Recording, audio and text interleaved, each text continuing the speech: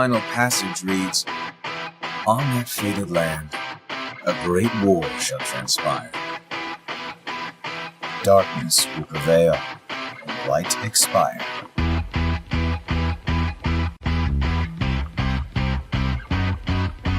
This world is full of light. It's a world comprised of many smaller worlds, all connected, stretching as far as the eye can see. One great light protects us all. All worlds share one light, one fate." I take it you're talking about Kingdom Hearts. Yep. In ancient times, people believed that light was a gift from an unseen land by the name of Kingdom Hearts. But Kingdom Hearts was safeguarded by its counterpart, the Keyblade. Warriors vied for that precious light, thus beginning the Keyblade War. All of this was decided. You really think you can change the future? All of this was decided. The truth is what you see with your eyes, not what you hear. Sounds like your trip around the world opened your eyes, but you got a little bit more than you anticipated. You must have seen a lot of darkness. So you're saying the weak feel the need to justify their actions to maintain a sense of self. You can't let that slide. I suppose letting false light dictate the future might be a pretty lousy move. So, you can make a change. You have that power. What do you want for the world? You believe the world needs you. Sounds like you already know where you're headed. If you truly possess great power, the darkness can't control you. All of this was decided. You really think you can change the future? All of this was decided. The truth is what you see with your eyes, not what you hear. All of this was decided. Why not just sit back and watch it play out? All of this was decided. May your heart be your guiding key. Who are you really? Some kind of fortune teller? Well, I could lie, tell you that's what I am, when I'm actually a brilliant artist, even a scholar. I could tell you that I dream of world peace, when I'm actually planning for its destruction. The truth is what you see with your eyes, not what you hear. All of this was decided. You really think you can change the future? All of this was decided. The truth is what you see with your eyes, not what you hear. All of this was decided. Why not just sit back and watch it play out? All of this was decided. May your heart be your guiding key.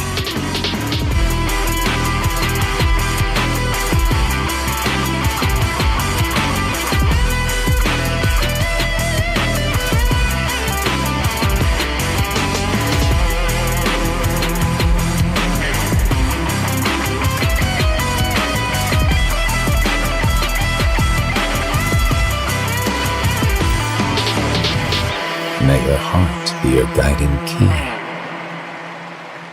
Ladies and gentlemen, what is going on? Welcome back to the Landy Lodge, where today we got a lot of topics we're discussing. We're going to talk about the latest Kingdom Hearts updates and news, as well as some predictions. We're going to talk about the new Nier and Stellar Blade DLC, and then we're going to talk about the Game Awards, all courtesy of the amazing and beautiful names you see up on your screen, ladies and gentlemen. Those are the sages of the lodge, those who are YouTube channel members, donate directly, longtime Twitch subscribers, but as you guys are used to hearing me say about 200 times at this point, all I ask is that you're here to hang out. Anyway, Andy Brew will be joining us in the lodge today for today's discussion, and I suppose without further ado, without further hesitation, we shall introduce the young fellow. He is none other than the amazing, the great, the powerful, Andy Brew. Andy, what's going on, dude? Not much, man. Always a pleasure being in the lodge. I think we got quite a bit to talk about today, so I'm excited to jump right into it, man. It's going to be a heavily loaded and stacked episode, that's for sure. But before we get into it, Andy, because again, there's a lot to discuss today, I am curious, what have you been playing lately? Before we dive into the Kingdom Hearts and Nier of it all, by the way, guys, we're going to do Kingdom Hearts first, then Nier Stellar Blade, then the Game Awards. So if you're watching this back and whatever topic interests you, feel free to hop around. But Andy, before we hop into the Kingdom Hearts of it all, well, what have you been playing lately? What's Andy Brew been gaming? I think the real question is, what haven't I been playing lately? I've played so many games this year. I've played more games this year than I have in like any other year in the last like 5 or 6 years, dude. Like, so currently I just finished The Legend of Zelda Tears of the Kingdom. I finished that last night. Phenomenal game. Top 3 Zelda finales easily. So good. That was a solid like 75-hour experience. As of like right now, not even like what I have played, but like right now, we just finished Zelda. I'm replaying Stellar Blade again, going through New Game Plus on that. I'm on like a 3rd New Game Plus run of Black Myth Wukong, trying to get the Platinum Trophy, but there's one trophy that is an absolute dumpster fire to try to get. A Dragon's Dogma 2, kind of like an out there one, but I'm a big Skyrim fan. That's one of my favorite games of all time. And Dragon's Dogma 2 has reminded me a lot of Skyrim in a lot of ways, so I've been pretty hooked on that, just like sporadically. I'm playing Final Fantasy 1 Let's on go. the Switch. Let's go. So, funny story behind that is I attempted to play it whenever I was like 8 years old, because at 6 years old, I got into Kingdom Hearts. And I didn't know who like these Final Fantasy characters were, so I'm like, oh, well, maybe I should like check out the first one. And then it was not even close to, like... Ain't no Cloud, ain't no Sephiroth. Right. Yeah. And I'm like, wait, who are these people? And then, like, I didn't know what to do. I didn't know where to go. I finally got to, like, the Chaos Shrine, and then I just, like, I didn't like the combat. Like, I didn't know what to do. I was getting wiped by everything. So I dropped it as an 8-year-old and picked it up now as a 28-year-old. So I've been playing that. It's been kind of like my lay in bed, kind of relax and kind of just debrief kind of game. Yeah, just on the Switch. That's been actually a fun experience. And at first it was kind of a struggle, but now that I kind of like figured it out, it's a lot of fun. It still relatively holds up. Like, it's a dated game. There's no getting around that. But it still relatively holds up. But again, Andy, we are in a post-Jack world. This is a post-straight. It's a different game now. Yeah. It's really good, and I don't know, I still have to play. I haven't played like 2 through 6, so like that'll be something that I'll eventually do. So I'm glad that those Pixel remasters are on the Switch. What else am I playing? I think I'm going to jump. You're back basically into playing the entire Game Awards library. That's what it sounds like to me. I played Shadow of the Erdtree this year. I actually just downloaded.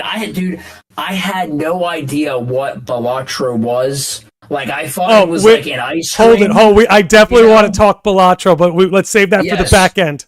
Yes. Dude, I thought it sounds like it could be like a gelato, like a flavor or something. Like, and I was like, I don't know what this is. Why was it nominated for Game of the Year? I downloaded it at work a couple days ago.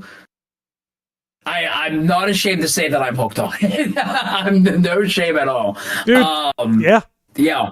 The only game that I have not played on the Game Awards lineup is Metaphor. And that's a game that I want to play, but how dare you? I mean, it's probably the longest game on the lineup, but how dare you? How dare you? So, but that'll hopefully change in the near future. But yeah, that's kind of like me. And then, I'm playing Kingdom Hearts every now and then. I'm doing a Platinum Trophy run of the whole series. I know we're going to be talking about Kingdom Hearts in a little bit. So yeah, just kind of like playing. You're hopping around. Yeah, you're traveling. Fun. It's a good time. You're traveling to many worlds, Andy. That's what you're doing.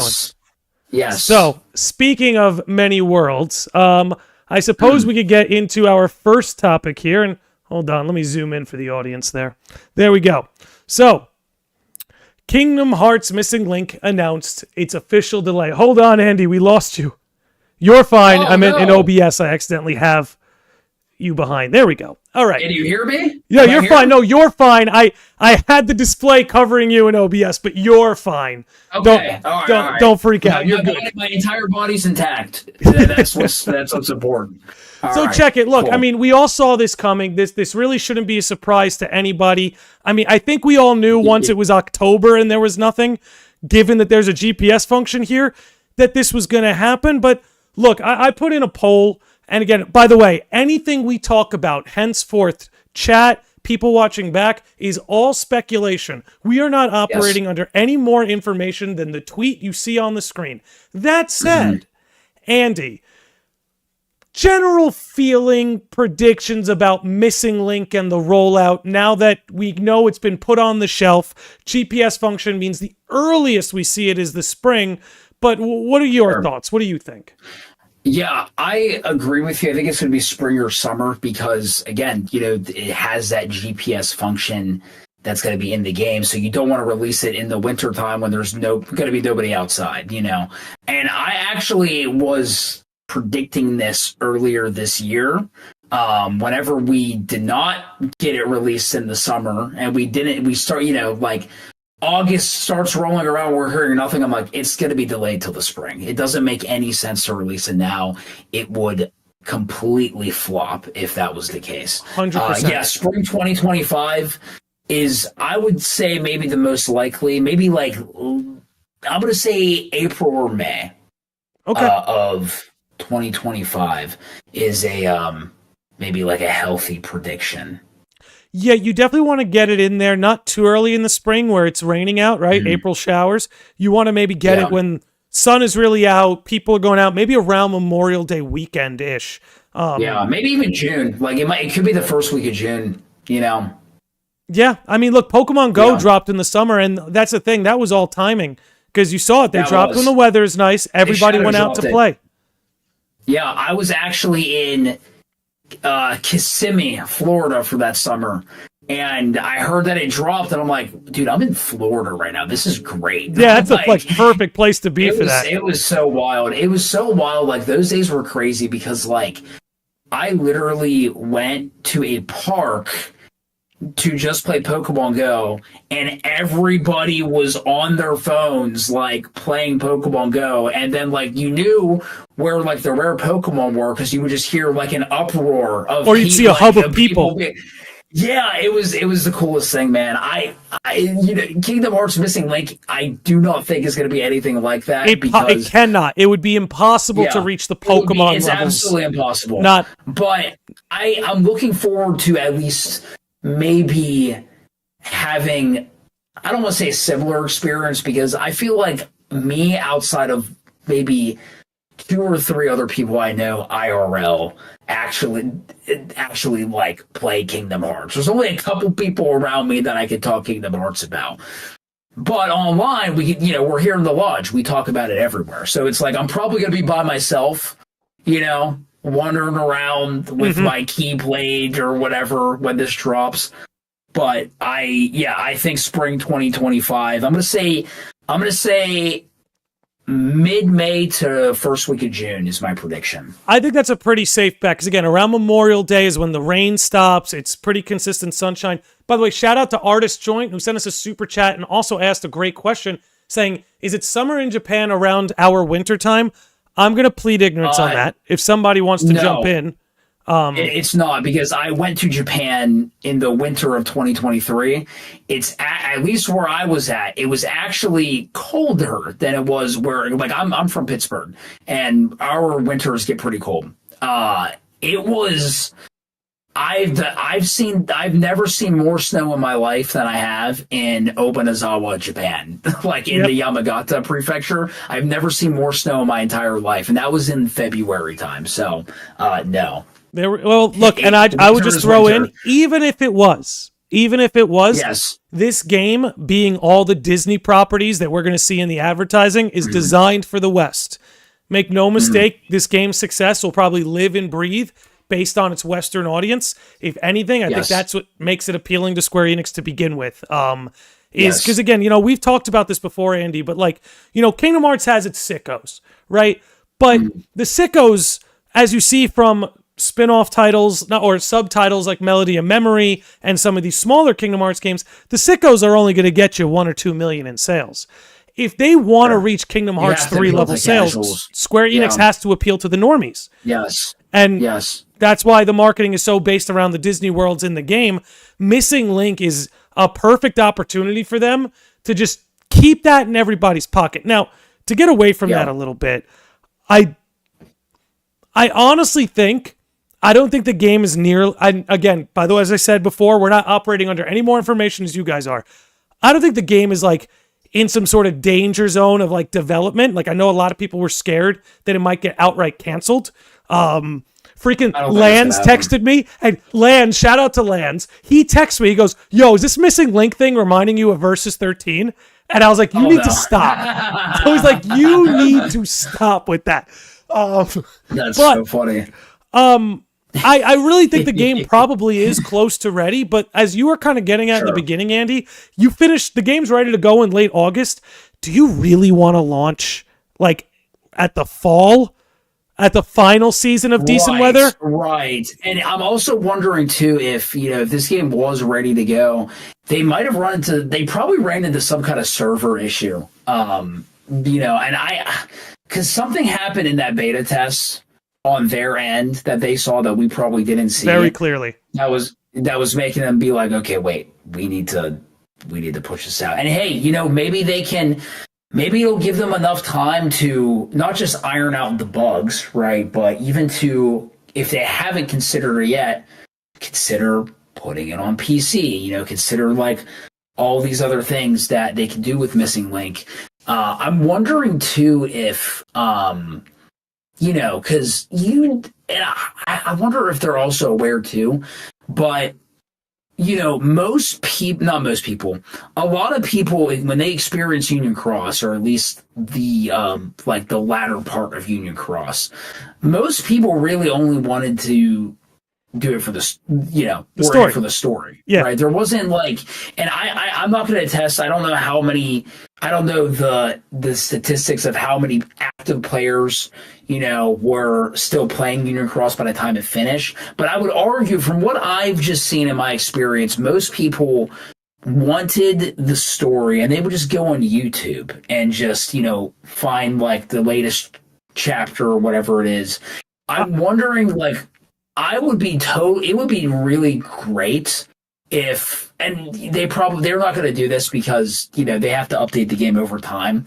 But even if the game is complete, it would be great to make a back cover style movie of Missing Link or something like that. I don't think they're going to do that because, again, they have to update it over time. They have to keep you invested. They have to keep you playing the game. So they're going to also update the story over time, probably just like how they did with Union Cross.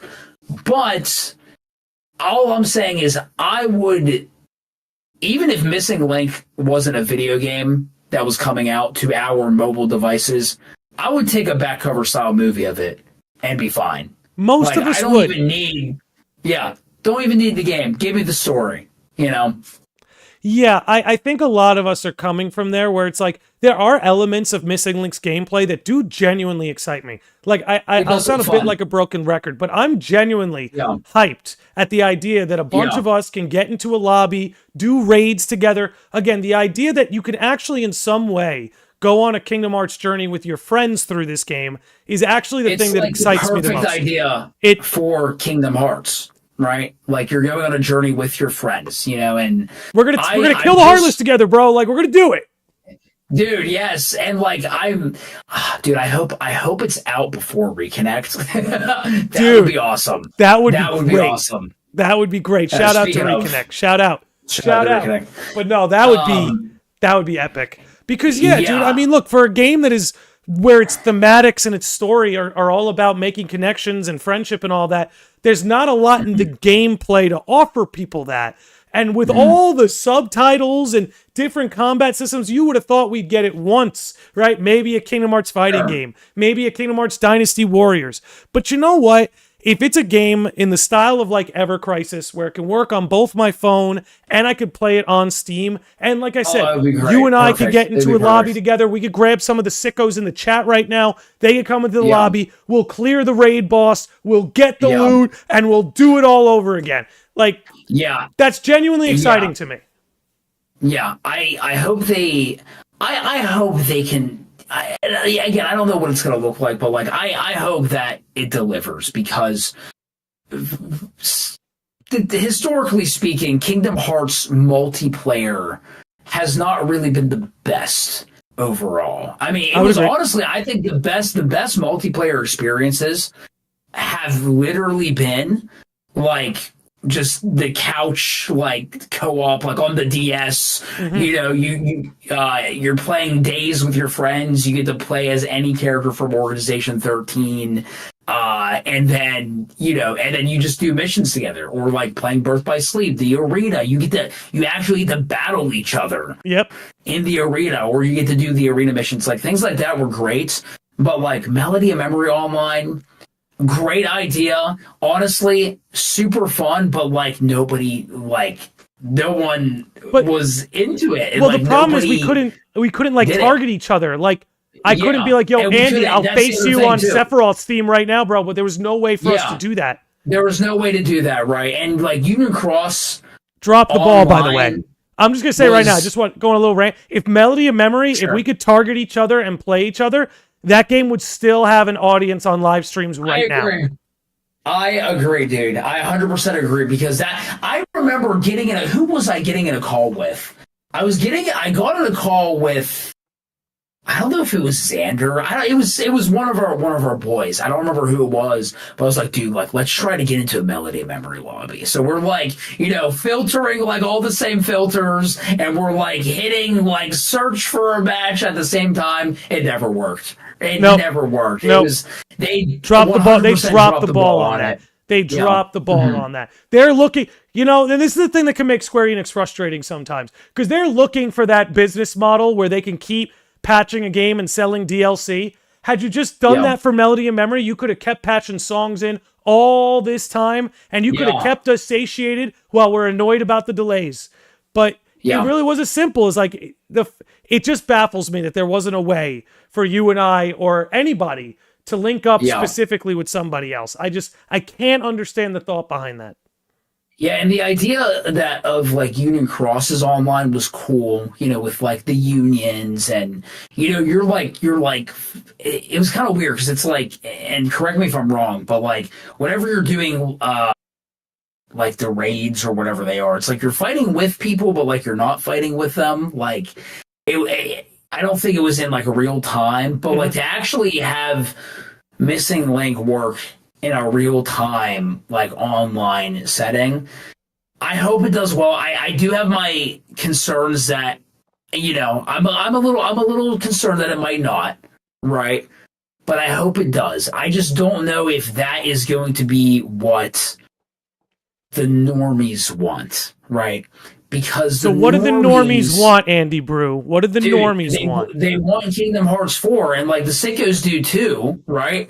Like that, but I see people asking more like, where's Kingdom Hearts 4? Where's Kingdom Hearts 4? At least on the more casual side than like, where's Missing Link? Like, obviously, like, I'm looking forward to it. You're looking forward to it. I'm willing to bet everybody in the chat right now, all 28 of the people on the YouTube side at least, are looking forward to Missing Link. But it worries me. And I hope Missing Link doesn't do like Crash Team Rumble did, right? Because Crash Team Rumble, and this is just in my wheelhouse, right? Has nothing to do with Kingdom Hearts, but that game is dead. That game is actually dead. Didn't even last a year. And the core game was fun. It was fun, dude. It was fun. You could like get in a lobby with your friends. It was a good time. I had a great time playing it with you. Yeah, it's a fun time. But like, dude, like the problem was nobody wanted it. People wanted Crash 5. People wanted Spyro 4. And and like a lot of people didn't pick that up because that's not what they wanted. I'm concerned that like, a lot of people, this might not be what they want. Like, because a lot of people might see it as like, it's another mobile game. Like, we don't want another mobile game, you know? And that, to be honest with you, that is also, that's also something that I've said too, is like, I don't think I want another mobile game. Like, obviously, I'll play it and I will consume the story and I'll probably enjoy it. But like, dude, I want Kingdom Hearts 4, you know? And I'm just worried because, you know, maybe it's, and I could be wrong. I could be wrong. But I'm worried that maybe most people won't want it and maybe it won't do well because of that. And I'm just wondering, what can they do? What can Square Enix do to appeal to that more casual audience, right? Here's what I got for you. Sure. Here's what I think. Here's what I think they're up to. And this is something to consider about why there might be a delay. Maybe it's not technically Missing Link's fault. So, obviously they want this game to run in tandem with Kingdom Hearts 4 and the Lost Masters arc in general. Notice that both these games were announced at the same time. So, it's almost like because Missing Link was announced after KH4 and alongside KH4, it allowed Kingdom Hearts fans, both sickos and normies, to be excited about it. Because you're like, yo, there's Kingdom Hearts 4, I'm going to get that. And then there's over there this Missing Link thing. You know what? I think I'll try that. You know, because like you're saying, maybe people don't want it. People just want Kingdom Hearts 4. If the marketing and the development cycles for both these games can work hand in hand with each other, where it's like, oh, you're going to play Missing Link to get ready for Kingdom Hearts 4. And from a story perspective, we already know that's happening. We already know they're going to reveal things in the story that will add depth to Kingdom Hearts 4. Just in the same way Union Cross did that for Kingdom Hearts 3. So I think what they're up to, and maybe again, the reason it wasn't delayed was for a Missing Link problem. It could have been a Kingdom Hearts 4 problem. Because a lot of these giant AAA games now are having more delays than ever. They require longer development times than ever. So this may not even be technically Missing Link's fault. The beta test might have gone just fine, or at least fine enough. But maybe Kingdom Hearts 4 is running behind, and that they needed to push this back 6 months because their plan that makes sense. Got pushed back 6 months. Because they were announced at the same time, dude. They got dropped at the same exact day, one after the other. I really believe that they're really going to try and keep these two games married to each other because, like you're saying, all the sickos who are going to be in for it anyway won't go, where's KH4? Because there it is right there. They're working on it. And all the normies, they'll have some FOMO. They don't want to miss out. They'll be like, oh, let me play a little of this Missing Link. And then even as you get close to the release of Kingdom Hearts 4, people are going to start downloading that app just to be in on it. So when you're saying what can they do, I think keeping this game married to KH4 in a PR sense is the smartest thing they can do. Because then no one's going, you're giving me a mobile game. I don't want a mobile game. If you're showing, you know, and you're always going to have some people that are going to be like that. Yeah. And I agree with you because, you're right. Like they announced Missing Link and Kingdom Hearts 4 like at the same time. Yep. So to keep them kind of wedged together is going to be smart if you want people to play Missing Link. You know, there's going to be a lot more people playing. And just my prediction, a lot more people are going to be playing Kingdom Hearts 4 that are going to be playing Missing Link. You know, but, let me get you on that. I want to look something up because I actually think more people downloaded. What's up? Well, here's why I think so. And I also want to take the opportunity to respond to some of Liam's comments in the chat. Okay. Because he was saying things like, you have to play Missing Link first to understand Kingdom Hearts 4, what don't you understand, right? So let me just, I'm glad you are, I'm glad we're bringing this up because Nomura, correct me if I'm wrong, but Nomura said that Kingdom Hearts 4's story is going to be able to stand alone on its own without having to know the prior. Like we did a podcast on it. Yep. It's going to stand alone without having to know the previous saga. Now, does that mean don't play, the previous games? No, like I recommend that you do, and I also recommend that you play Missing Link because it's definitely going to connect to Kingdom Hearts 4, right? But he said Kingdom Hearts 4, it's like the God of War reboot situation. I don't think they're rebooting Kingdom Hearts. Not at all. But Not at all. God of War 2018 had an incredible story and it stood alone by itself without having to know the prior God of War games. Now, if you did know them, it made the story so much better, so much richer, and I think that's also going to be the case for Kingdom Hearts 4. Another example, Nier Automata. Nier Automata is known as one of maybe the greatest action RPGs of this era. And narratives. Right now. And yes, and it's got an anime adaptation. It's got DLC and collaborations out to all wazoo everywhere. Yeah, we were going to talk about that. And but that game had a game that came before it. And it helps if you know the previous story, right? It helps if you know Replicant, Gestalt, whatever you played, whatever you grew up with, whatever you played. But you can play Automata on its own. And Automata on its own stands out on its own. So Kingdom Hearts 4 is going to be the same way. Should you play Missing Link before Kingdom Hearts 4? Yes, I absolutely think you should.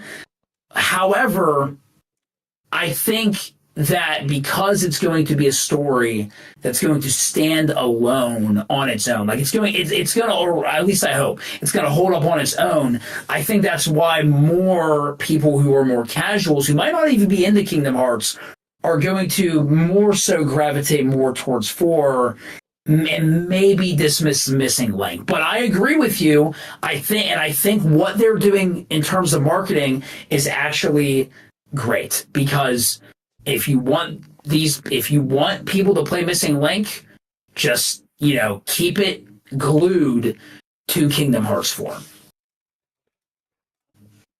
Could not have said any of that better myself. The only thing I was going to jump in on you with is that Ever Crisis has more downloads than Rebirth has sales. This is the thing about mobile gaming. Okay. Yeah, and that makes sense because you have a lot more. Everybody has a phone. Everybody has a phone. Not everybody has a PS5, especially a PS5. And that's true. I didn't even think about that. And again, it makes it approachable. I know people who they've never even looked in FF7's direction, but they did download Ever Crisis. But that was because they heard it's a good way to get the story in a sort of a let's call it a Spark Notes kind of way. But yeah, dude, look, I agree with you tenfold. It's very clear. I really do think, especially because Kingdom Hearts 4 is the start of a new saga, a new arc. It's like, for instance, as you were getting into earlier, I've played both Replicant and Automata now, but when I played Nier Automata, I did not play Replicant. Same. But I still was able to grasp what was going on. Now, having done Replicant, exactly, and now having done Replicant, it worked in the reverse, where now, because I knew about Automata, a few things in Replicant meant a little bit more than they otherwise would have. That's exactly how I was too, and there were things that were surprising to me that were twists in Replicant that would not have been the case if I, if it was the opposite, right? Because they're it's just wild. It's wild that Yoko Taro was able to do something like that, to have them both kind of stand alone on its own, but in the same universe, but also connected, but also there's twists for both games depending on which one you played first. And I think that is very difficult to pull off. Mm-hmm. I'm not saying that's what they're going to do with Kingdom Hearts 4, but it gives me that's also why I do think that I think Kingdom Hearts 4 could potentially sell better than Kingdom Hearts 3. That's going to be tough. Potentially. That's going to be tough because Kingdom Hearts 3 itself... Tough, but I think it has the potential to. Honestly, Missing Link will decide that. I really believe that. Missing Link will decide that because Kingdom Hearts 3 was a meme. And I'm not saying that in a detrimental way, but it's everyone knew about Kingdom Hearts 3. Everyone knew, we've waited forever, so anticipated. Kingdom Hearts 3 was it was a whole movement. I don't anticipate 4 having that energy. I just don't. Because 3 had conclusion energy. It was a finale to a saga. 4 is something You're right. I do think, though, and this is why, some people get frustrated when people call the Kingdom Hearts story confusing. It's because if you really put a microscope on it, it starts to get confusing. But every numbered title has the same plot. Find your friends, get the band back together, beat the bad guys, go home. Find your friends, get the band back together, beat the bad guys, go home. And that's why kids can enjoy it, because at a very base level. That's a very easy thing to understand. Go find the people you love, team up, beat the bad guy, and then you can all go home and play Frisbee on the beach. Like, I don't anticipate Kingdom Hearts 4 being any different. I think the difference will be now people are looking for Sora as opposed to Sora looking for the others. I think the one thing that could potentially make Kingdom Hearts 4 surpass Kingdom Hearts 3 in sales, and you might disagree with me, this is just my personal thought, if they put Star Wars in. 100%. Darth Vader boss fight, and it's done. Done. Yeah. Do you know how many normies will jump onto the Kingdom Hearts train when they see Sora with a lightsaber keyblade fighting Darth Vader? Dude, like, it's a couple of things, like something like that. Maybe even like a Marvel summon. I don't think they should do like a world or anything. Hulk would be the perfect Marvel summon. He would be. He would. Like, but I think, dude, having like if they did something like that, I think it'll pass Kingdom Hearts 3 in sales. Personally, I'll say this: if Missing Link is a success and they add Star Wars, but let's be honest, Andy, it's got to be the original trilogy. It's got to be a Darth 100%. Vader boss fight. That's what you have to do. Dude, it has to be Return of the Jedi. In my opinion. It really does. Return of the Jedi makes too much sense. Mm-hmm. Too much sense. That's what. So if Missing Link can be a success and Star Wars, particularly Darth Vader, is in the game, it's a wrap. I think you're right. It's a wrap, and I think you're right. 100%. All right, we're coming up on 40 minutes. Was there anything? Wow. Yeah, no, it's flying. So fast. It's flying. I'm going to try and think on my end. Is there anything Kingdom Hearts-esque you wanted to discuss before we move forward? And maybe we'll see what the chat has to say about what we were saying. I mean, I think we were mainly talking about just, Missing Link being delayed and what a Missing Link release looks like.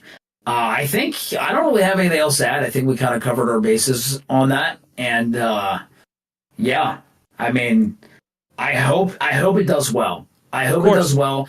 I'm cautious about it doing well, but I hope it does well, and I think it has the potential to, with how, like you said, with it being married to Kingdom Hearts 4 in terms of PR and marketing. That's how I think they have to do it. Umbra has a good comment here that I liked. Best mod in the game. Says that's a change they should do at Cage 4. Getting world Keyblades before finishing a world. That way we can actually have a lightsaber Keyblade Sora fight. Yeah. No, I like that. Yeah.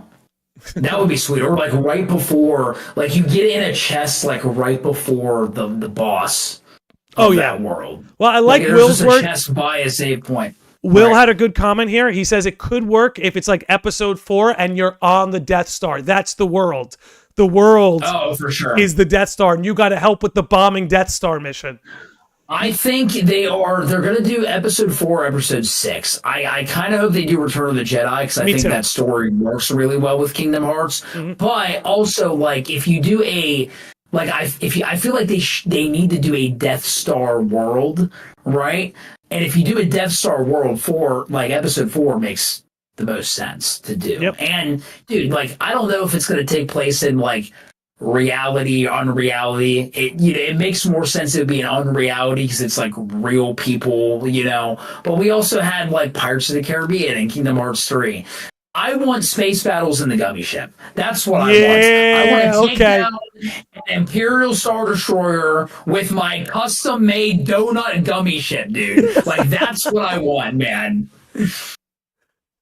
See, I had the Doge gummy ship. Big fan of the Doge gummy ships in KH3.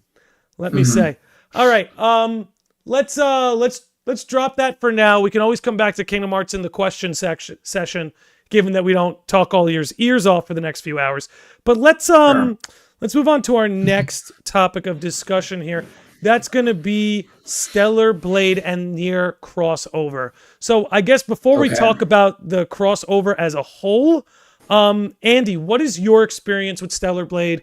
How did you like it? Would you recommend it? Go ahead and say your piece about your experience with it. if you enjoy just action games in general, I think this game is for you. I would say, I had somebody yesterday ask me, on a scale of 1 to 5, how would you recommend like this game to me, or like a game to me? And I was like, I've never been asked a question like that.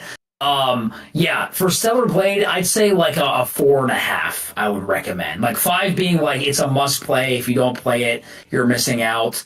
1 being like, you can pass it. But no, it's if you're into action games and if you like fluid combat. And honestly, like the world is also gorgeous too. Just like the aesthetically, atmosphere, dude.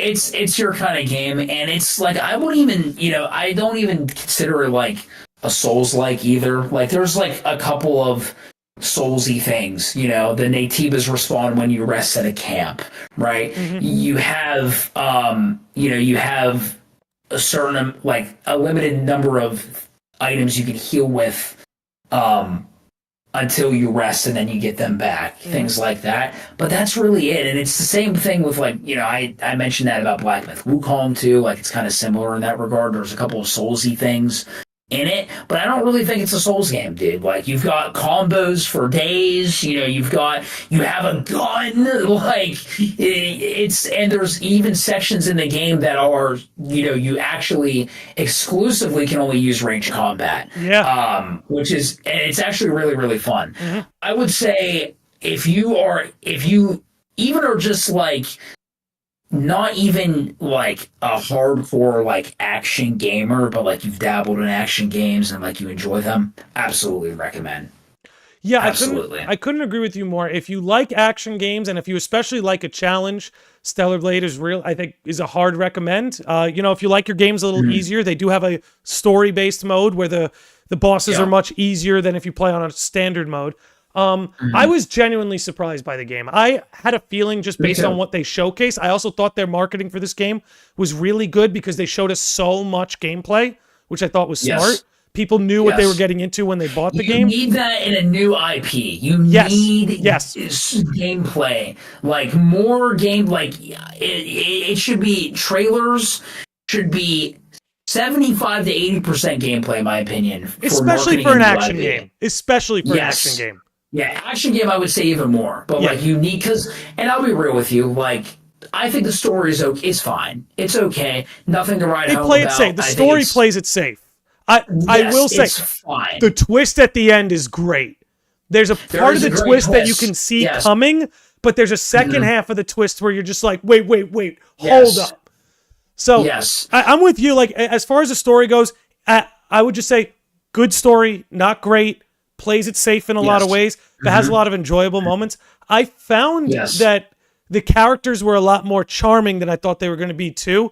Particularly Eve and Lily, I thought were like I was just again, and even Adam as you flesh him out more. I really liked a lot of like the side characters, like Kaya. I loved her. Like she was wonderful. I actually almost liked Kaya more than like most of your main cast, right? And it's just like, again, like she was cute, charming, like she's just a kid. And I think for me too, I actually think the lore and like the backstory, like the little tidbits that you find when you're exploring throughout the game, that when you're reading about like Mother Sphere, can you trust Mother Sphere or not, or like whether like it's just about No, the lore is better than the story.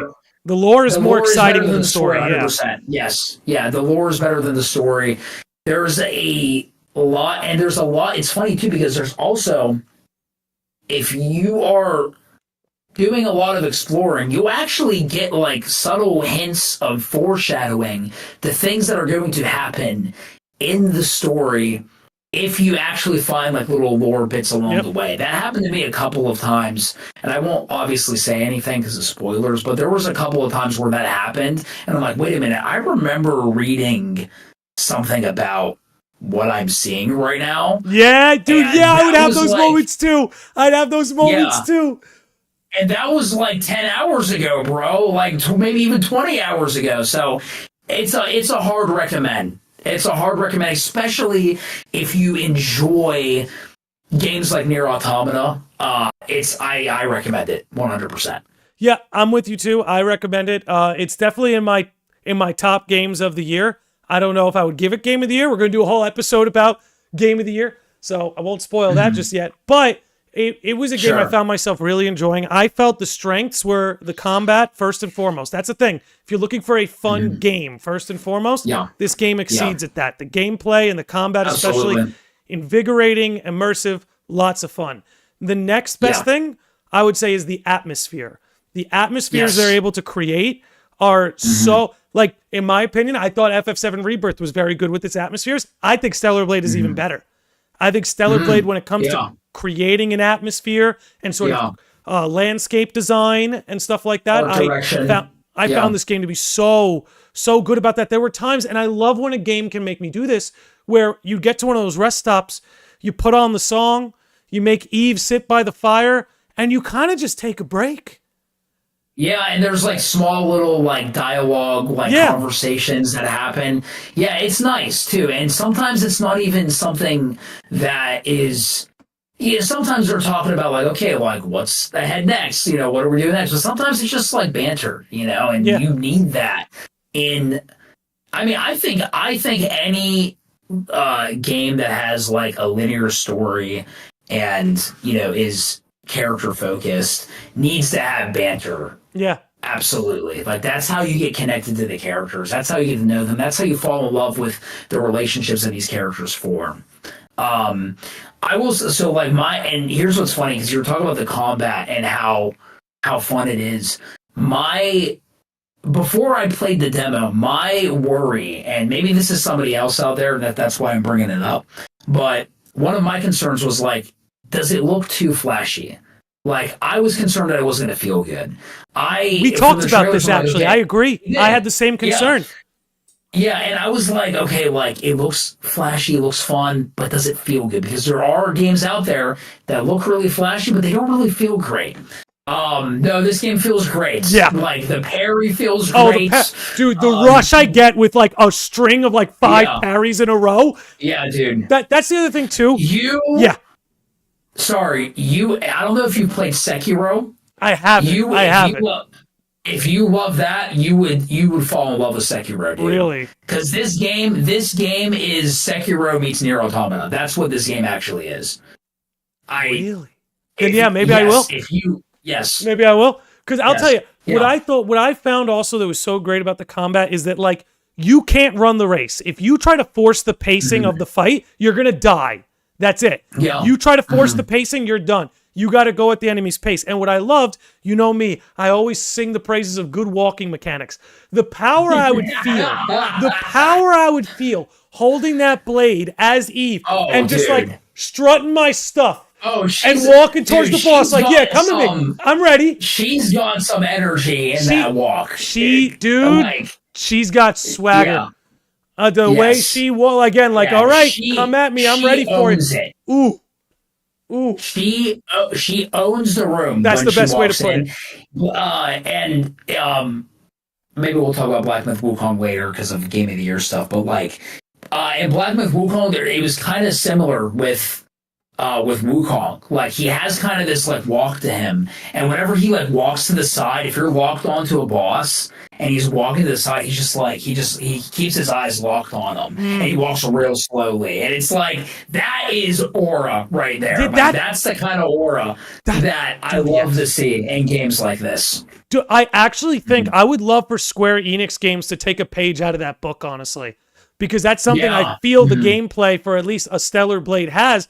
Like, if you're going to compare it to Nier Automata, I know those games are best friends. We're not supposed to do that. But one of the things I liked about Stellar Blade's combat more than Nier's was, again, that swagger you could feel as Eve. Like, you feel like, oh, I'm the most powerful person on this planet. You feel like the main character. Yeah. Like again, not just the main character. Like, I am the alpha. You are not going to be. You actually walked into my arena, and boss music started playing when you came to approach me. Yeah, that's the vibe. That there was something, like you said, that aura that I think they captured so well. And I will say too, like, my 3 favorite things were combat, atmospheres. Number 3 is a tie between the soundtrack and Eve herself. I actually think the soundtrack is phenomenal, amazing.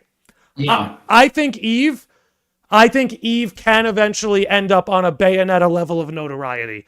She's going to need 3 great games like Bayonetta had, but I think she's got the charm, she's got the swagger, like the story they told for her, and like they plan to make a sequel to this. So when you take Stellar Blade as just like the first chapter, you're like, oh, Eve is just getting started.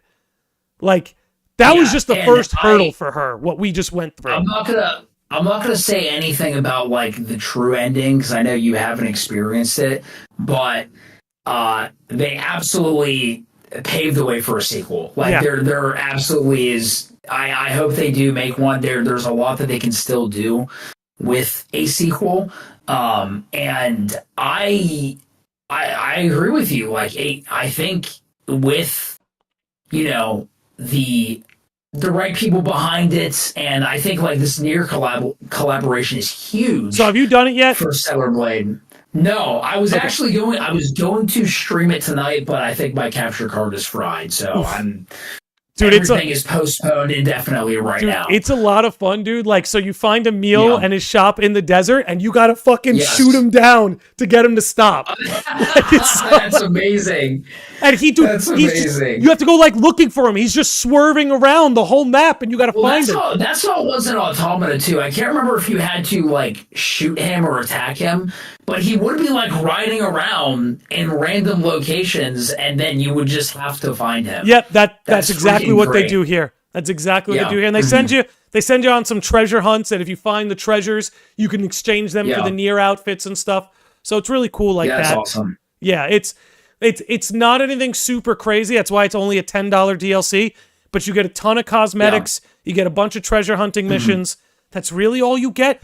But the interesting thing, Andy Brew, is the people who have looked into the files, it says the file's called Nier DLC 1.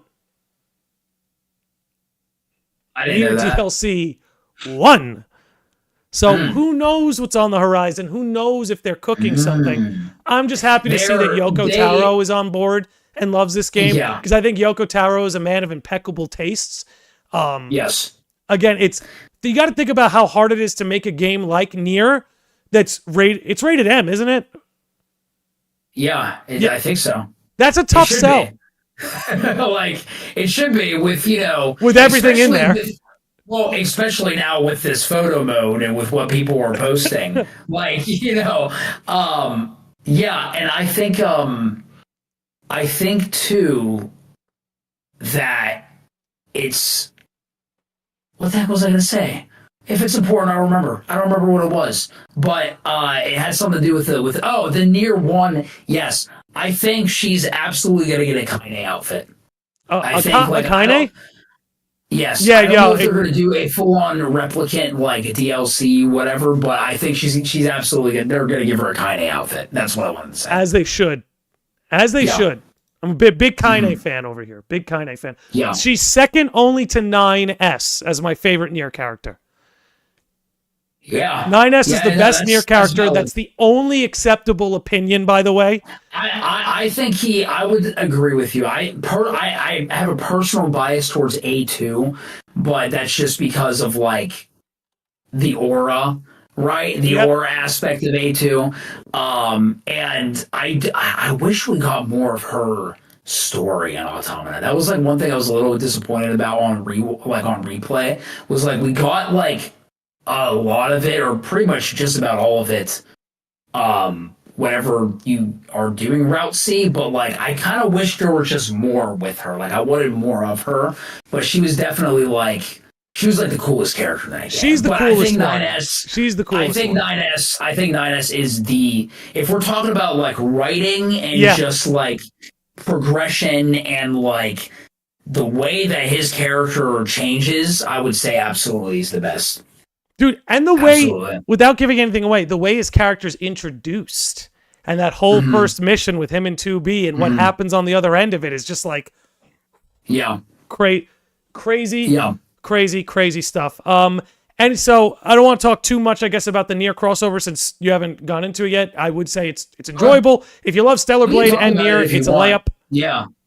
Let me ask you this because I'm not sure about this. Is it just like you get outfits and then you have photo mode and that's it? Or is there actually like a whole like other like quest line that involves Here's what I know so outside far. of like collecting stuff to get the outfits? Here's what I know so far. You bump into Emil, you hunt him down, you bump into him, and he basically says, hey, I need you to find these stellar tiers. They're all around the map. They don't mark them on the map for you. Of course. Yeah. Yeah. They don't mark them on the Okay. map for you, but they're like, hey, these are scattered all around your world. When you find them, bring them to me. What happens when Yeah. you bring them all to him? I don't know, but so far it's treasure hunts, and the reward for the treasure hunts is the skins. That's fun. Yeah. That's fun. Doesn't Yeah. need to be too much more than that. I hope there's something on the other end. Like if you collect all of them, you get something. Sure. Because Yoko can be very ambitious with these Nier crossovers. Yeah. I'd like him to be able to use this world as his playground. But again, this was DLC Nier 1. Maybe there's something planned on the other end of it. But Absolutely. yeah, I would just leave it at that. I will say the only thing I guess I would add on the topic of Stellar Blade is the game is great first playthrough. It's even better the second time. If you're the kind of person... We were just talking about that before the podcast. Yeah, Yeah. Like, it's even better the I second agree time with you. because the combat, now that you're so used to it, you're so fluent in it. And again, if you like the kind of story where if you go through it the second time and now that you have the context of the ending, a lot of things look different or somebody's different. For instance, Yes. those of you Yeah. Kingdom Hearts fans, now that you go back and all those Zigbar scenes are changed forever, Yeah. this Yeah. this game achieves a similar thing with one of its Yep, characters. similar Not things, going to say yes. which character it is, but if that's your MO, Yeah. that's the last thing I'd say. Anything else, Andy Brew, I before we agree. move to a more near focused topic for a little bit, and then we move on to the Game Awards? Let's do it. Let's move on. Okay, Andy, you got all those pictures and stuff I sent you for this episode, right? The pictures? Let me see, actually. I sent them think on you, Discord. They should be in our Discord chat. I think I did that. Let's see. If not, I can always get it to you. I do not have them, but I do. I remember I kind of know where we're going because I saw what you quote tweeted. I Okay. think earlier. Okay. So, but I don't know. When we do So- Game Awards, I'll have a couple things to send you, but Sure. since you know what I'm about to bring up, Yes. I don't have to pull it up. Okay. Ladies and gentlemen, so we need to talk And about this. Full disclosure, I've not actually watched the Nier anime yet. I want to. I just haven't had time to. You told me it's amazing. I'm going to do it in the next month or so. I'm going to do it. It's going to happen. Okay. Because for the animation alone, it's Yeah. such a good watch. Yeah. Nier spoilers incoming, no trousers, no Nier spoilers. Unfortunately, what I'm about to show you should have been a spoiler, but someone got in the way. Now, let's talk about it. I never necessarily enjoy having this discussion, but a story that broke today is that Yoko Taro initially wanted to add an intimate sex scene between 2B and 9S in the Nier Automata anime. But the idea was rejected by the Aniplex producer, who argued that 9S would not do that. Aniplex, which is owned by Sony. Now, Andy, look, I'm a Nier fan, right? I wouldn't call myself a diehard fan, but I'm a Nier fan. I've played Replicant. I've played Automata. They announced another Nier game. I'll be a day one buy. I really like this series. I really love these characters. But I'm going to defer to you, Andy. You're the authority here, okay? I'm going to defer to you as the authority Nier fan of this discussion. So, when Yoko Taro, the creator of Nier and the guy who made these characters, when he says 2B and 9S would get intimate, in your expert opinion, do you believe him? Oh, yeah. Wow. So what do you think this guy at Aniplex knows that Yoko Taro doesn't? Doesn't that just amaze you? Yeah, that's kind of funny. It's funny because I actually, so I read this literally like right before I jumped into the Discord call because I didn't even know like what was going on with this until I saw you tweet about it. It's kind of like it's just like really funny to me that it's like this person who maybe has played the game, don't know, or maybe only watched the anime, I don't know, is telling the creator of the game and these characters, you know, that like, oh, he would, like, that character wouldn't do that. It's like, dude, like, this dude, like, created the character you're talking about. Like, what do you, and I'm not going to speak for 9S, right? I'm not going to speak for him. I think he would be a little shy, but he would absolutely do it. Like, I think he would. He'd be a little shy, but he would do it. Like, that's just my opinion. That's all I'm saying. Andy, like, from what I know about 9S, he would do it 100 times. He would do it 1,000 times. He would do it until it fell off. That's my understanding of 9S. He would be shy at the beginning because he'd be like, 100% he would be shy at the beginning. Well, especially after, like, there's the whole mission at the beginning of the game where they it's right before Adam and Eve are created, where they stumble upon machine life forms, you know, getting all honky-tonky, and it's like, okay, like, yes, he would do it. He would do it. Whether he was, you know what, I'm not going to go that far. That might be spoiler territory. But he would do it. He would do it. He would do it. It's like, look, it'd be one thing if this producer said, Yoko, listen, man, if we do this scene, we can't air at 9 o'clock.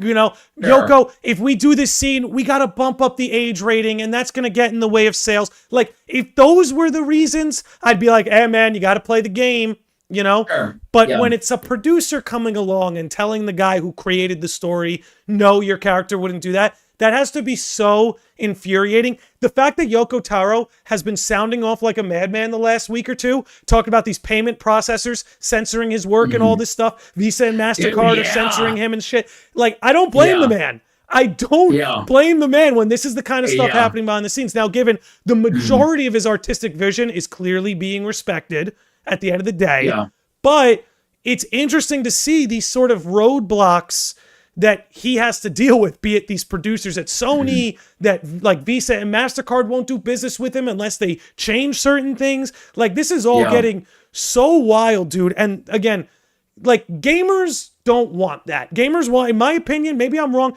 gamers want as direct a line between the creator and the customer as possible.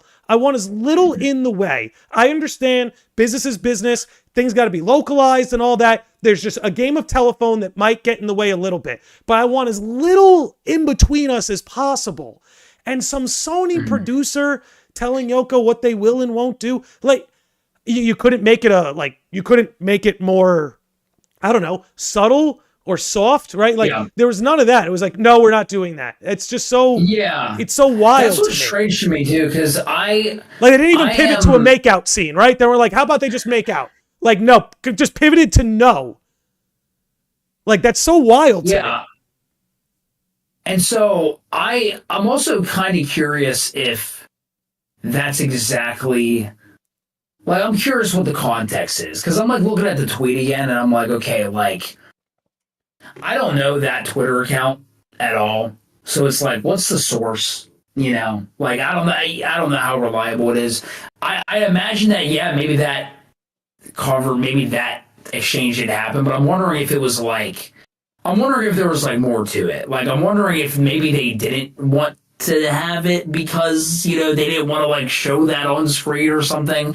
But like, you don't have to, like, you don't got to do that. Like, you fade to black. Right. Like, there's cinematic, artistic ways to just go around it. Go around. Okay, I didn't see this, but Bambina's losing her mind on Twitch. It's hilarious, honestly. Let me go see. I'm hopping over. I'm losing my mind. We love you, exactly. We love your energy, man. If anybody supports, you know, what we're talking about right now, I know. But Bambino, let me ask you this: would 9S do it, and would you do it? Yeah, I'm just gonna. You really took it there, Andy Brew. You really. Maybe we defer to Trousers, who said better question. All right, who would? Maybe I'll stop. I will stop. I will stop. You know. She said yes. For the record, she said yes. With a sweating amazing. Morgan. You're killing me. Oh my goodness.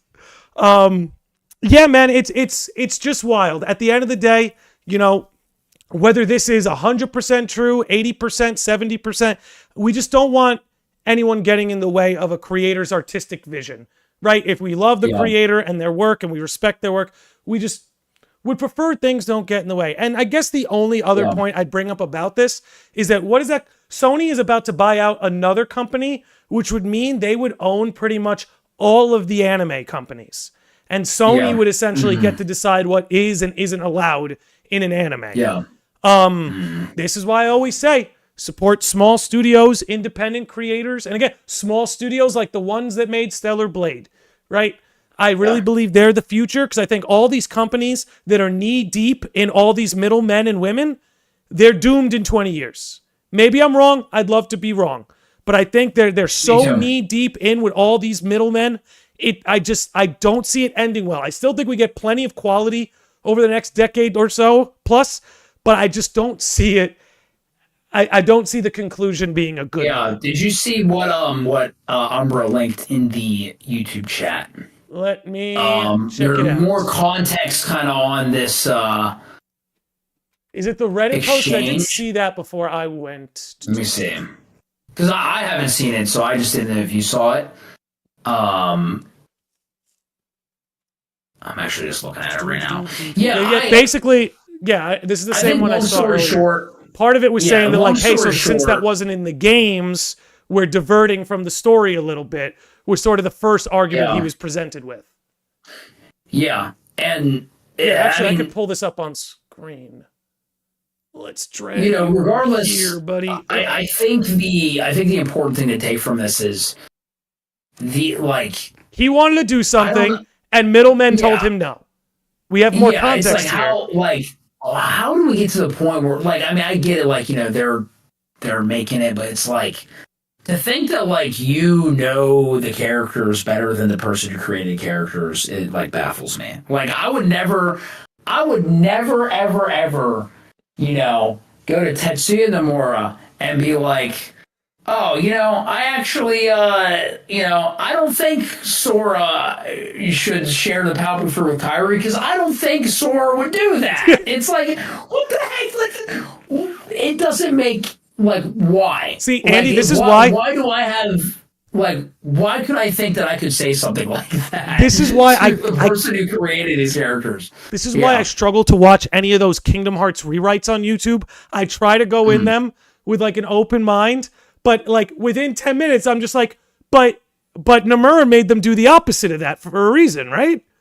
You don't get to just make that character do the opposite thing because you feel like it fit. Anyway, enough of that. Sure. I'm with you, Andy. Sure. The sooner that kind of stuff sees itself out, the better. And I hope smaller studios like Shift Up don't get dragged into that world. I hope they stay small. I agree. They stay independent. They've got 300 employees, dude. I want to bring that up. Shift Up for Stellar Blade has 300 employees. Compare that to Capcom, who has 3,000, Square Enix, who has 5,000, Ubisoft, that has 18,000. How much fluff is in there, bro? Especially with Ubisoft at 18,000. How much fluff is going on when you can make a game like Stellar Blade with a staff of 300 people, and that includes the staff that was still working on, I think it's called Infinity Nikki, or whatever their mobile game is. So they're a multi-project studio. I know Xander's super into it. He would know more than I would. Yeah. So I don't know. We can move on to the Game Awards now if you would like. Sure. Again, yeah. Sure. I know. This is going to be a very interesting. This will certainly be fun. Let me send you the first thing we're going to go over. You probably don't even need to have this pulled up, because I have our Discord thing fully set. I'll send it to you on Twitter.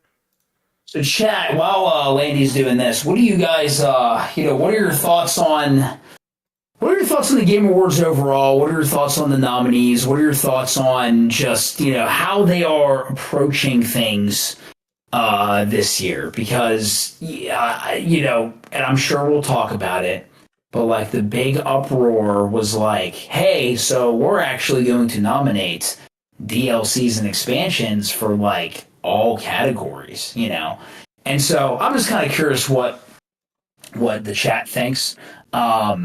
and I know we'll definitely be talking about that for sure. But yeah, what do you? Oh, you know what? Here, I'm pulling it up right now. What you're sending me. So Let's see here. Pull up the one that has the Game of the Year nominees. That's really what we're going to focus on right now.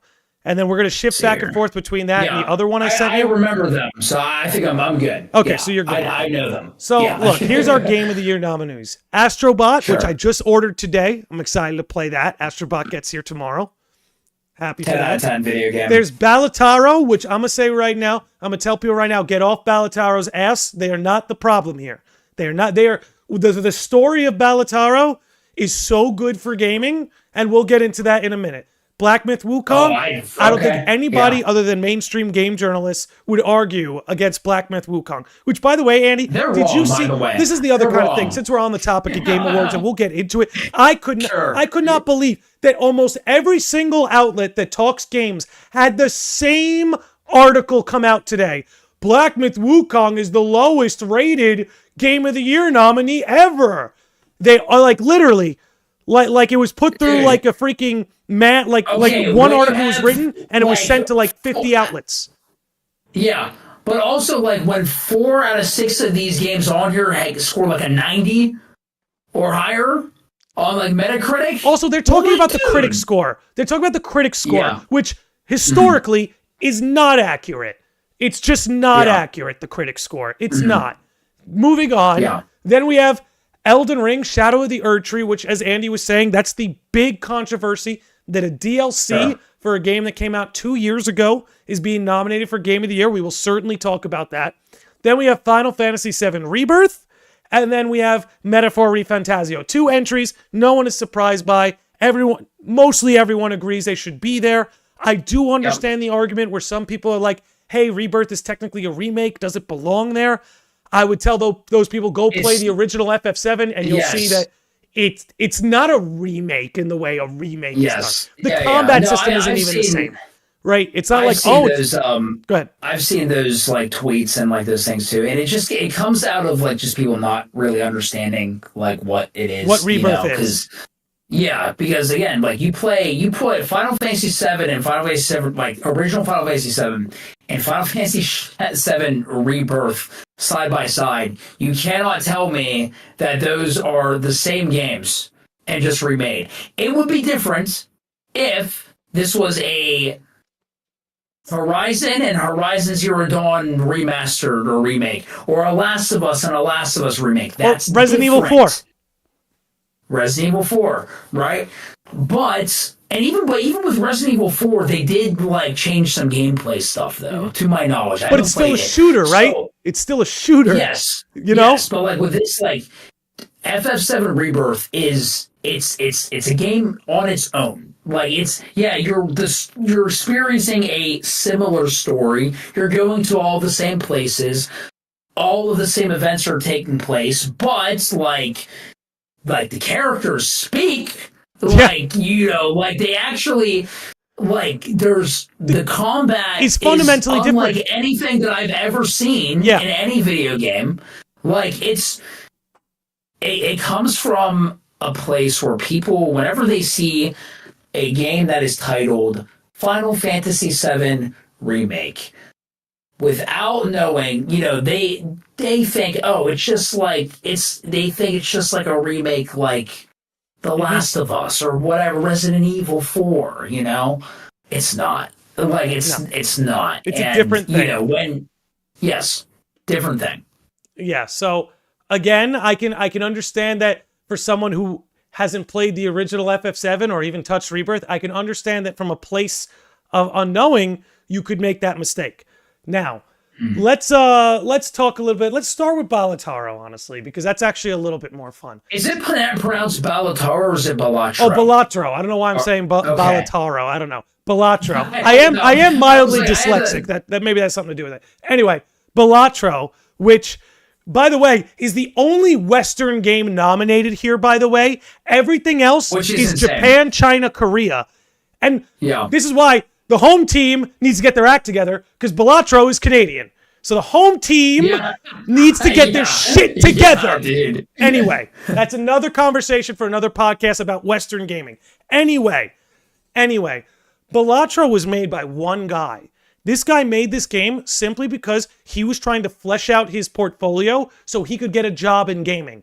So he's like, I'm just going to make this game so I could put it in my portfolio. I'll throw it out on the App Store.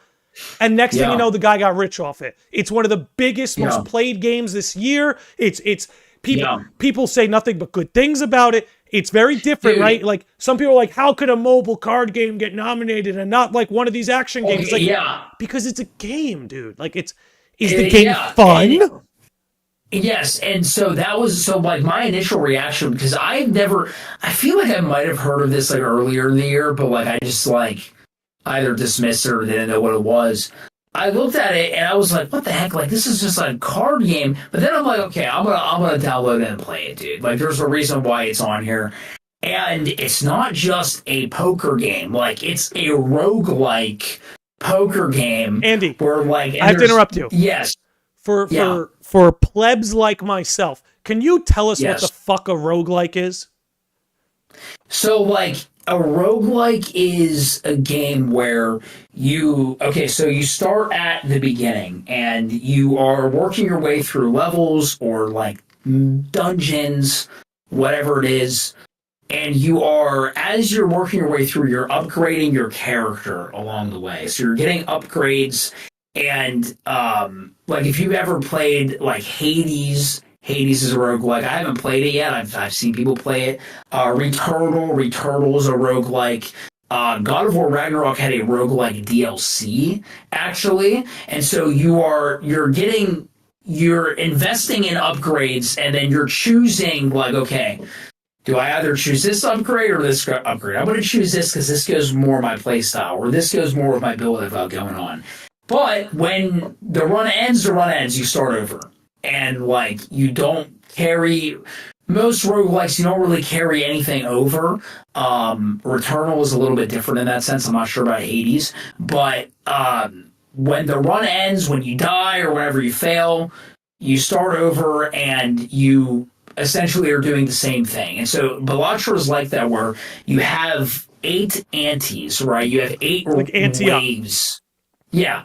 Of where basically you're trying to score points, you're trying to play like your flushes and your 2 pairs, and like you're playing poker, but as you're trying to beat like the ante score, and the ante score gets higher and higher and higher as you progress through the run.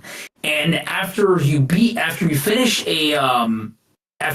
like a round, you get money based off of, if you completed it, based off of if you still have, because you only have a limited number of hands you could play, you have a limited number of cards you can discard, and you get money based off of if you complete it and if you have hands left over. And there's even certain decks that you can acquire that actually give you more money based off of, however many hands you have left and things like that. And so you use that money in between rounds to purchase cards and card packs in a shop, and there's like cards that upgrade, like that give you more multipliers whenever you get like a flush. There's cards that give you, there's cards that just like give you multipliers if you play like a 2, 3, 5, and an 8. That's one that I had recently. Like, you get like a 10 plus multiplier if you play any of those in a hand that you're playing. And you can add these to like your arsenal. And there's 150 Joker cards in this game, and they all do something different. They all have abilities, and so you're basically trying to, while the game's getting harder, you're trying to optimize your run in a way where you can maximize the amount of points that you're getting per hand that's played and per round that's played. So the game of Balatro is, you have to, I think there's 8 antes, there's like 8 waves, and you have to beat all 8. Like, that's how you win. I've not done it yet. I've gone to 6. 6 is the farthest I've gone. You'll get there, but honestly, it, at the end of the day, it seems like a game people sink a lot of hours into. I've heard it's very good replay value. It's so addicting. Very addicting. Very addicting. I was a Balatro skeptic whenever I was like, what the heck is this game? I was one of those guys. I'm like, what the heck? What even is a Balatro? Is it an ice cream? What is it? Does sound delicious. Like, what's it doing on this game of the year? And then I'm like, okay, you know what? I'm going to download it. And then I downloaded it. I'm like, whoa, dude, this game is... Look, all I'm going to say is nobody should be throwing shade in Balatro's direction. Because when you think about it, man, you look at these Game of the Year nominees, and look, before we continue talking about this, I actually kind of like Jeff Keighley. I'm going to be really hard on him in a bit, but I actually kind of like the guy. I get that, like, he's corporate, he's clean, you know, I understand all that, but that's the role he's choosing to play, and he does play it well, and his goal here is to get the Game Awards to be at a level of prestige that cinema was with the Oscars. That's his goal here. The only problem is that this has become the new E3, and I think that's where the Game Awards have an identity crisis, because nobody really, how do I put this? Nobody puts a lot of stock in who wins these awards, but nominations definitely mean something to people, especially because in terms of PR, if you love a game, it getting nominated for Game of the Year is very good PR. So ultimately, there are things that the Game Awards are doing better than they used to, and there are a lot of things that they're doing worse than they used to. I want to start with the Game of the Year nominees and just say that, like, one thing I do appreciate is how diverse all these games are in their gameplay. Astrobot is a platformer, Balatro is a card game roguelike, Wukong is an action game, ReFantazio is turn-based combat, and FF7 Rebirth is action RPG. And then there's Shadow of the Erdtree, which we're about to get into, but also is distinct from the others. That's one thing I actually think they did well about their Game of the Year selections. How these Game of the Year selections are chosen, though, I have a problem with. And I think the way they're chosen is what led to the Shadow of the Erdtree issue. Andy, would you like to take it from here and kind of just summarize what the deal is with Elden Ring Shadow of the Erdtree, why it's the main topic of discussion and controversy for the Game Awards, and then we'll take it from there. Yeah, and before we get into that, I do want to say I do appreciate that it seems like Jeff tries to, or at least the board of members or whatever, they try to at least nominate one indie game every year. I like that. I appreciate that they do that because, again, I would leave Balatro alone, people. Yeah, leave it alone. It's great. It's actually very fun. I played it for 30 minutes on my break. I get a 30-minute break. I played it for 29 minutes. Amazing. Like, it's fun. And I appreciate that Jeff, you know, he always tries to nominate, or they always try to put an indie game in there. Because, again, I would not have known what this was if it wasn't nominated, dude. If it didn't get the recognition that it got. Now I played it. Now I play it like before bed. Like I do a run before I go to bed now. It's fun. And so the controversy and like the big uproar with Elden Ring Shadow of the Erdtree getting a nomination is that Elden Ring is a game that came out in 2022. In 2022, Elden Ring was released. In 2022, at the Game Awards, Elden Ring won Game of the Year. Jeff Keighley and the Game Awards, they put out a statement before the nominees were announced, and I feel like this is why, because I feel like they knew this 100% why. This is the response they were going to get. That, oh, hey, this year, we're actually going to nominate DLCs and expansions for not just like a DLC or expansion category, but we're going to actually nominate them for all categories. And you know they did that because of Elden Ring. 100%. So the uproar this is causing, obviously, is that Shadow of the Erdtree, this came out earlier this year. Can I ask a question real quick? Absolutely. Okay, so if someone like me who looked at all these Game of the Year nominations, it's why I bought Astrobot, it's why I'm going to try and play some Balatro, so I could really give this a fair shake. Can someone like me go on the PlayStation Store? Now, I've never played Elden Ring, I never bought it. Can I go on the PlayStation Store and just buy Shadow of the Erdtree and play it? No, you have to buy the base game. You have to buy when the I base buy game. the base you have game, to fight. I was saying, when I buy the base game, can I just skip to Shadow of the Erdtree at the menu? No. When you buy the base game, you have to get pretty far into the game. There are two bosses that you have to defeat. One of them is like kind of main story. The other one is completely optional in a completely optional like late game area of the game. you have to beat those bosses before you can access Shadow of the Erd Tree. And so, hi, Kobe. Kobe heard us talking about Elden Ring. He's here. And so the uproar that this has been causing has been, well, why was Shadow of the Erd Tree nominated for Game of the Year? It's a DLC. It doesn't even stand alone as a DLC because you need a game that came out in 2022 to play it. Why should it be Game of the Year? Let me hear what your thoughts are on this, and then I'll kind of give like my take on it as somebody who has played Elden Ring and who has played Shadow of the Erd Tree.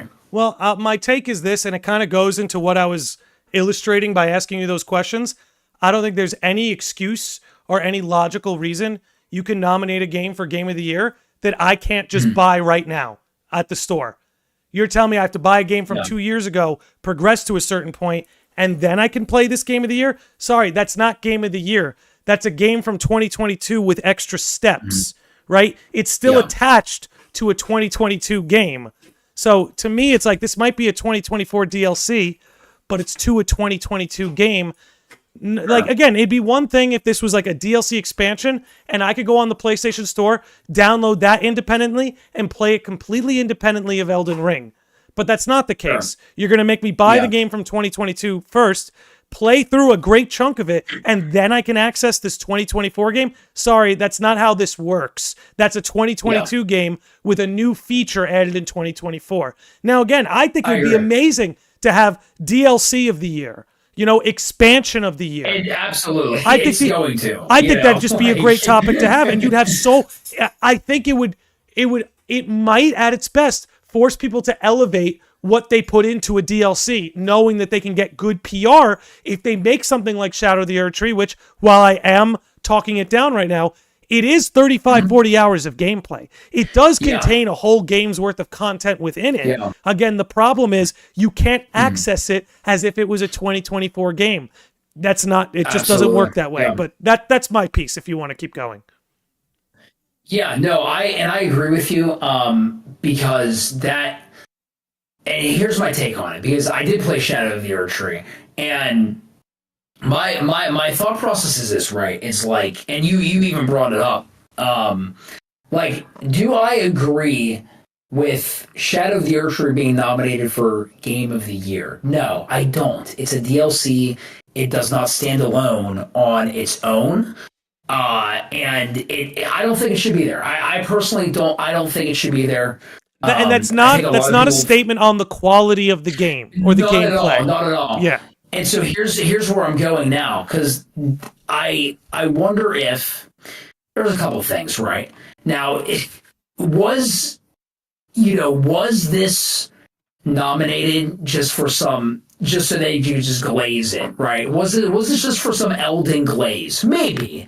That might be true. It's a PR event. I really wouldn't think really think it could be as simple as Bandai Namco or From Software just paid a little extra to change the rule. Like, it's a PR event through and through. Let's remember that. And you know how much like Jeff Keighley is obsessed with Elden Ring even before it came out. That's why actually before the Game of the Year nominees were announced, he was like, just to let you guys know, I'm not a part of the board, because as soon as he said that, I was like, Shadow of the Erd Tree is getting nominated.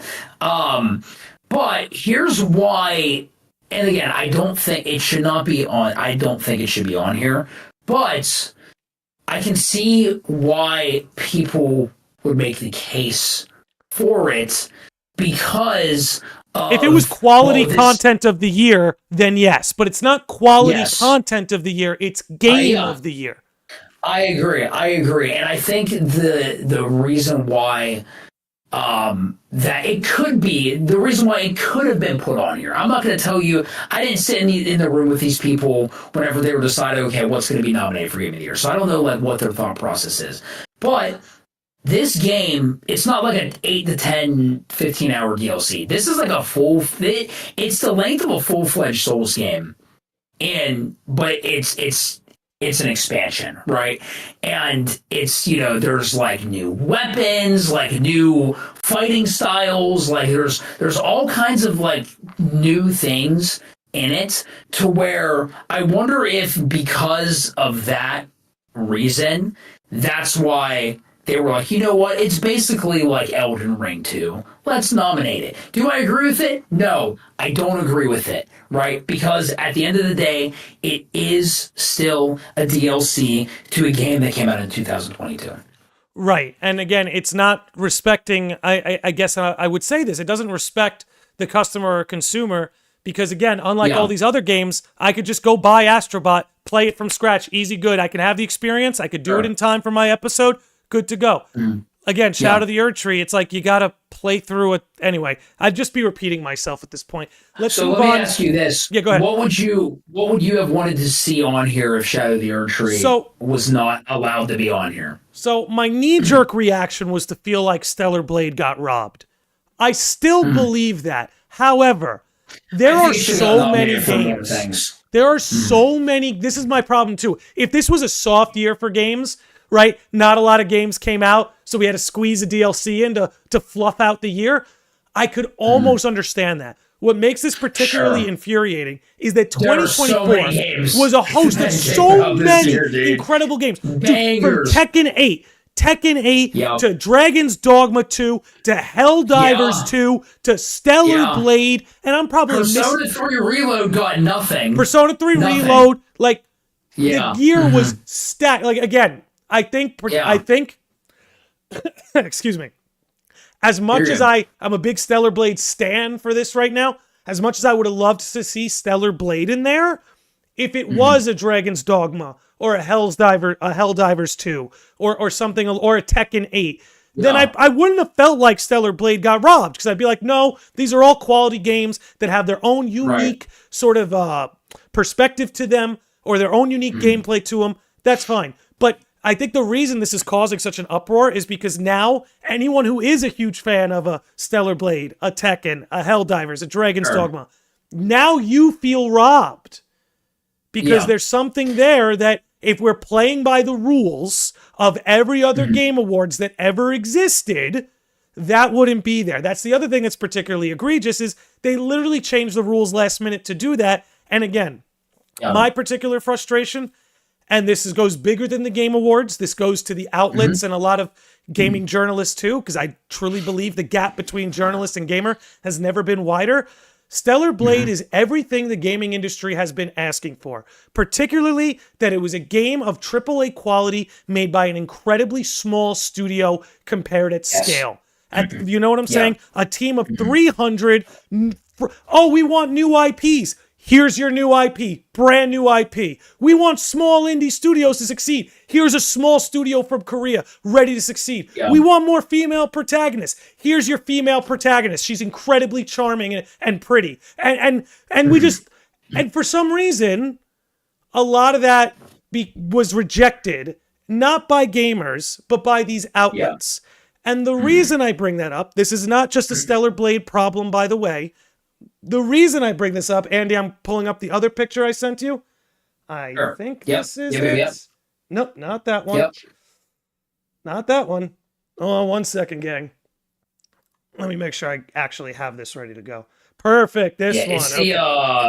Is it the Reddit one? So, it's the Reddit one. So, if you guys didn't know, here's how all the Game Awards stuff is chosen.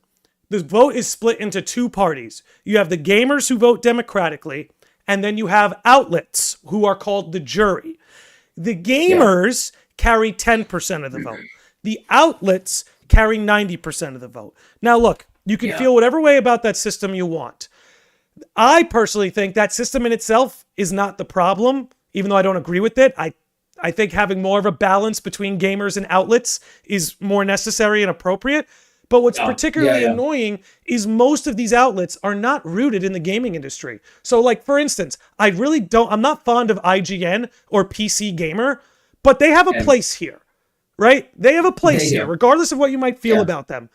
But when I see Variety and NPR and LA Times, and they get a say, they get a larger say than you and I, NPR LA Times, there's something that's pretty infuriating. Right, and that's where, this is why I brought up Stellar Blade, in that Stellar Blade was everything gamers were asking for. So if gamers had a larger voice, I'm not saying it would have gotten Game of the Year nominee, but it would have more of a presence at the Game Awards. The fact it wasn't nominated for like Best Art Direction or anything like that, there's a few of those with visual aesthetics, to me it's like, that's egregious. I hope it gets Best Action Game. It deserves that at the very least. At the very least. Or Best Soundtrack. I personally prefer their soundtrack to other soundtracks that have come out this year, save for FF7 Rebirth, but that has a direct line to my heart, so there's bias there. Anyway. Yeah, absolutely. I feel the same way.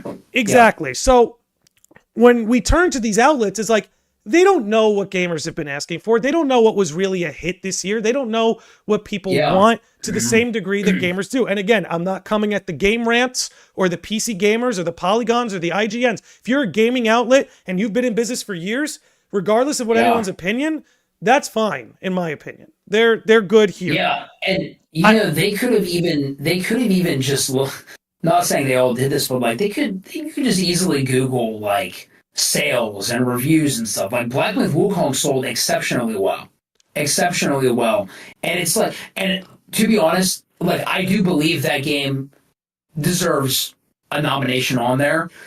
But if that game didn't come out this year, I think Stellar Blade would have maybe Andy, in. I don't think so, simply because these outlets carry 90% of the vote. Like, don't forget, you had a lead editor at IGN who went on like a meltdown that said Stellar Blade's killing women. So like, I don't think if Black Myth Wukong was there, no, sorry, Dragon's Dogma gets in, Helldivers gets in. And anyway, that's besides the point. I mean, they put out the freaking thing. They had to apologize for it. That was it. Because the IGN said, the devs clearly have never seen a woman before. And then the lead dev was like, my wife designed Eve, and we designed her literally square for square from a human model. So IGN had to like come out and apologize. Like Nick in the chat is saying, a lot of these outlets hated Stellar Blade before it even came out. Mm-hmm. And again, I don't want to make this all about Stellar Blade. I'm just a fan of the game, so that's why I'm bringing it up, I guess, because it's not the only game that faces these issues. You know, I mean, look at what happened to Persona 3 at these Game Awards. Not one nomination. Not one. Yeah. I'm sorry. Yeah. Not one nomination for Persona 3 Reload. Like, not even in the RPG category. RPG, best soundtrack? Are we kidding? Yeah. I don't know. Yeah. I don't know. So, I'm not saying the outlets can't have a voice at this event, but 90% is ridiculous. It should be 50% at most. Or fine, you want to convince me at 60, fine.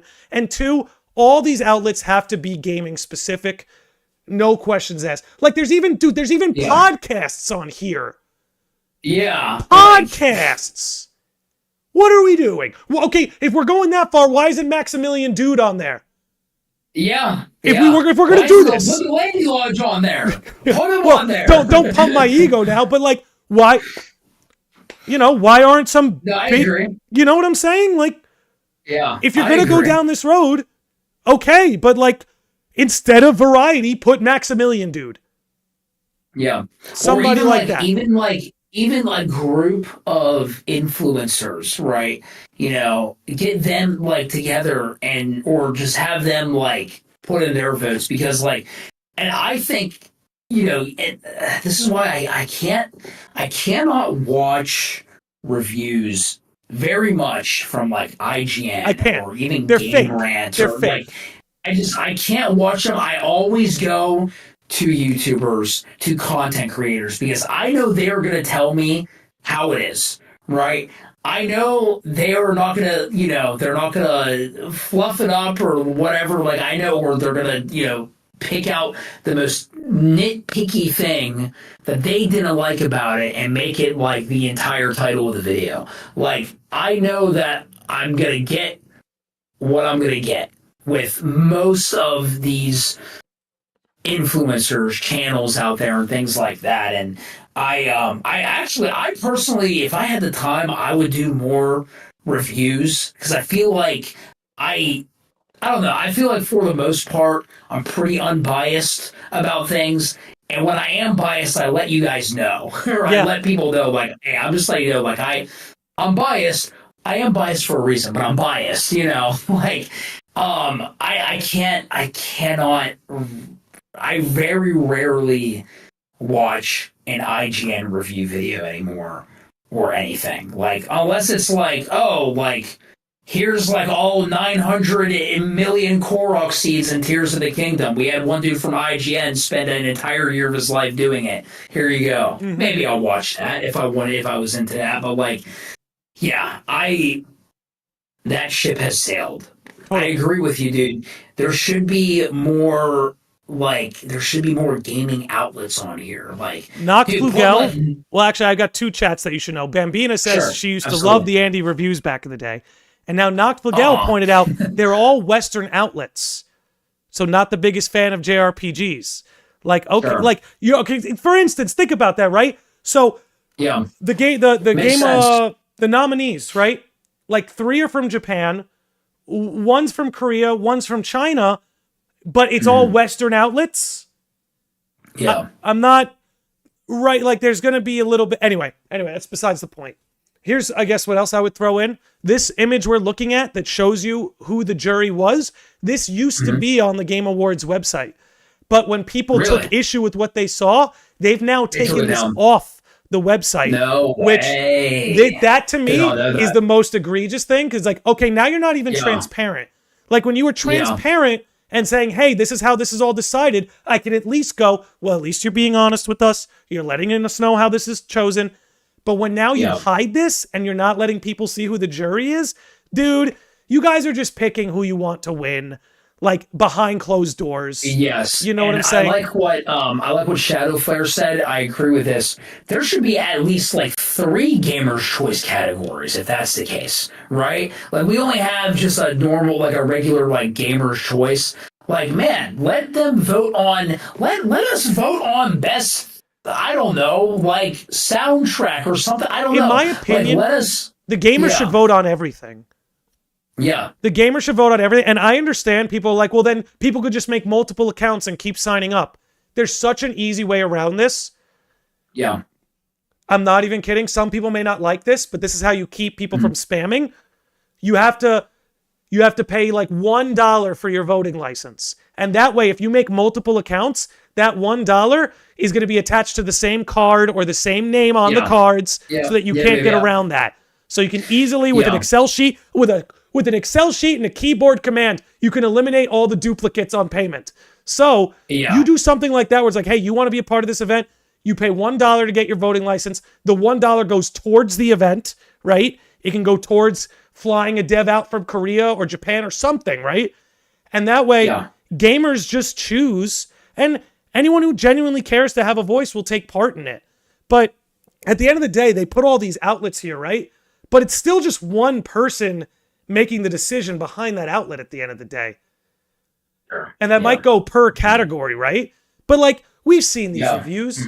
We've seen these reviews, even from the IGNs. They don't seem very thorough. A lot of these reviews feel like they play the first 15 hours of the game, and then they make their conclusion from there. Where, look, here's what I'm going to say. I've never done a review on my channel. If I ever do a review on my channel, you all are going to see the trophy list. You will see my trophy list. You will see exactly what I did in the game, exactly what I didn't do. And this way, if I'm complaining like, oh, there wasn't enough side content, someone could be like, Landy, you literally didn't do this trophy. There's a whole 10-hour quest there. So I think reviewers should have to do that to a degree. I know not all games have trophy lists. Yes. But there's a trust issue between us and the journalists now. And if you want to reestablish that trust, you should do things like that. Yeah, and I understand that, like, a lot of these outlets need to, they're given a certain amount of time to review a game, and then you have to also, like, jot down your thoughts, and then you have to either write an article or take the time to make the video. It is hard work. Like, it's very hard work, and so it's like, part of me is like, I get why that you can't play the entire game, right? Like, I totally get that, but at the same time, it's like, I think it would be a good idea to, you have, like, your people who are doing these normal reviews, be like, okay, Black Myth Wukong, 15 hours into the game, so right, where they're coming from. But then you hire somebody who is like, okay, your job is to like this person gave like kind of a 15, 20 hour review impression. Your job is you're going to play through the whole game, because there's a lot of these games that you get more, it progresses the farther you go in. Stellar Blade's an example, right? You get there's like, I don't want to spoil anything, but like there's a certain part of the game, probably about halfway through, where like you get like an entire new like install mode with different combat modifiers. You get like game changer. Yes, it's a game changer.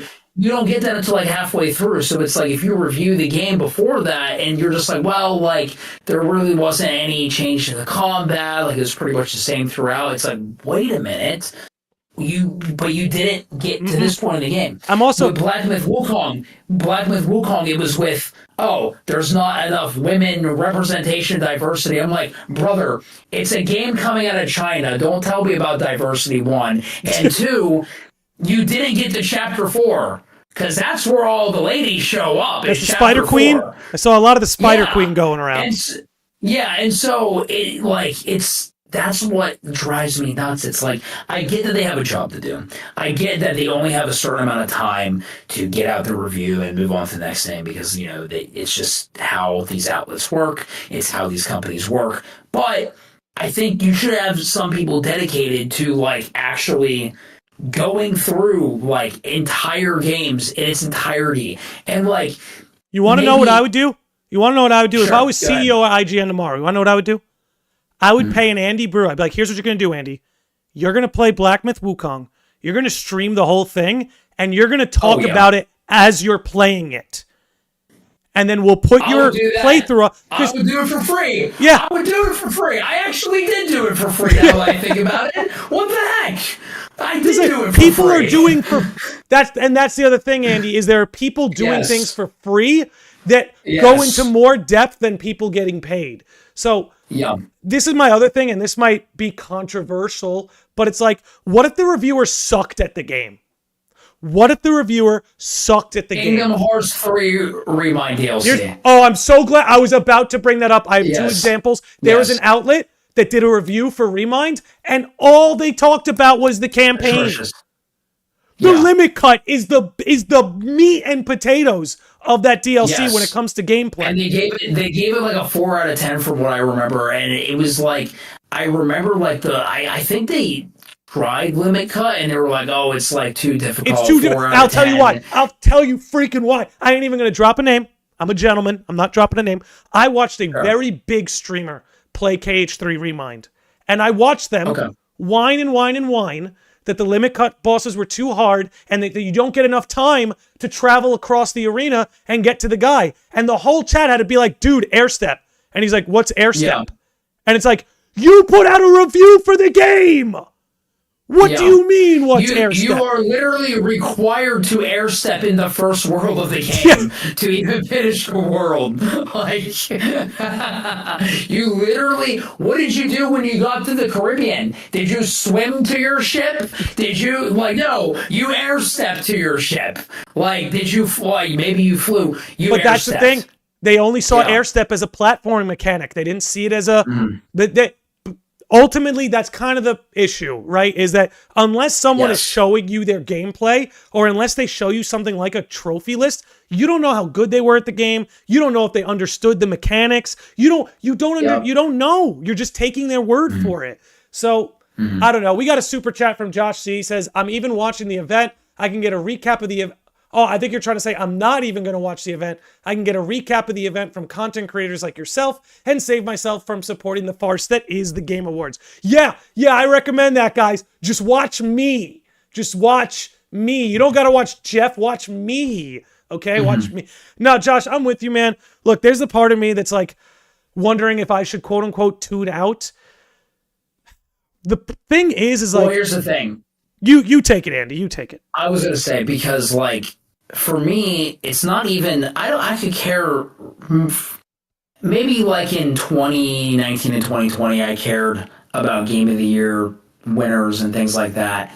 But I'm watching the Game Awards for the announcements. That's what I'm there for. It's E3. Like, this is the identity crisis. It's trying to be Yes. E3 and the Yes. Oscars at the same time. Yes. It's that's- creating a problem. And although, like, you know, I might not agree with, you know, certain things, like, I'm there for the game announcements. I want to be there when they drop a trailer for Spyro 4, right? Or something crazy. Or when they drop the next Kingdom Hearts trailer, you know? Which, by the way, side note... Wait!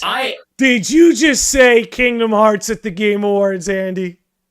Okay, listen, I was going to... You heard it here!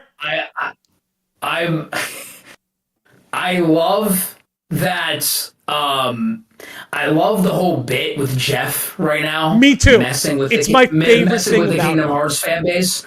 It's so funny, dude. It's like, because like it's like he understands, like he gets it, like he knows. He's not dumb, right? It's so funny. He doesn't even say anything. makes He either me- just posts an emoji or that penguin sipping the soda and like avoiding eye contact. Yeah. And the I love it. I think it's way hilarious. Kingdom Hearts fans take the bait every time. Every single time, literally every time. I love it. I hope he never stops. I hope Yes. he never stops. Do you think there is a chance that at some Jeff Keighley event that we will get some kind of Kingdom Hearts anything announcement or reveal? If I worked for Square Enix PR, I'd say get him on the phone. Yes. Have him. Yeah. He can send the fan base into a frenzy with a tweet. With a particularly crafted tweet. Multiple times. Yeah, he's already done it without even trying. So with just a tweet, he can send everyone into a frenzy, and they can drop it at a Jeff Keighley event. It would explode. That was the thing. You'd have to get Jeff in on it. Yeah. You'd have to get Absolutely. Jeff in on it. Absolutely.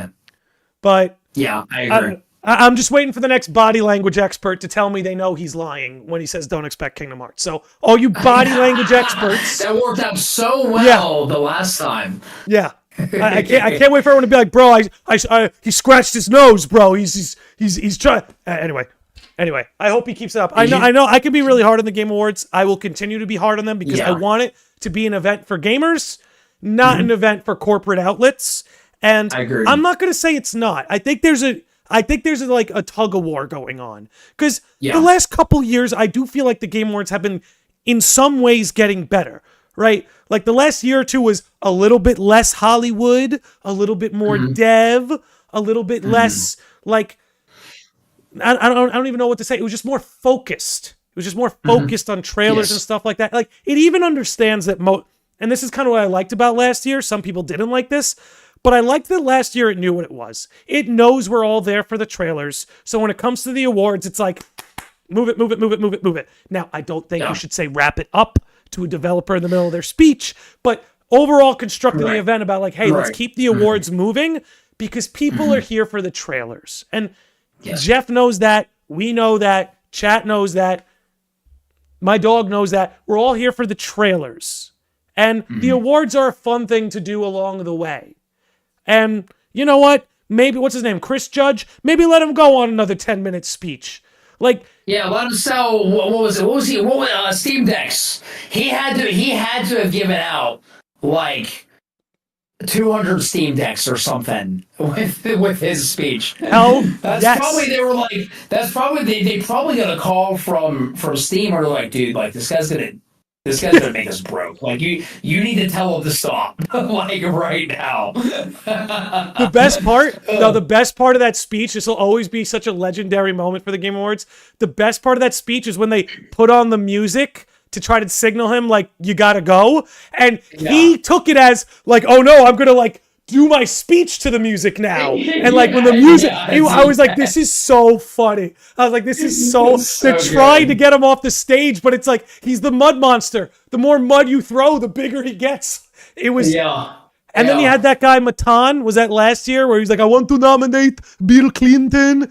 Like, maybe I'm crazy. Was that last year or the it was either a year or two ago. But all I guess I'm trying to say is those wacky things to me are actually what makes the Game Awards memorable. Let the wacky happen. I think wasn't it the Bill Clinton kid was the year before, and then last year was like some other person. I don't remember. It's all because there's like the kid that like went up on stage. Because he did it for Elden Ring. It was 2 years ago. Yeah, it was for Elden Ring. Yeah. But there was another person though, wasn't there? Yes, but I think he got snuffed out pretty quick. Yeah.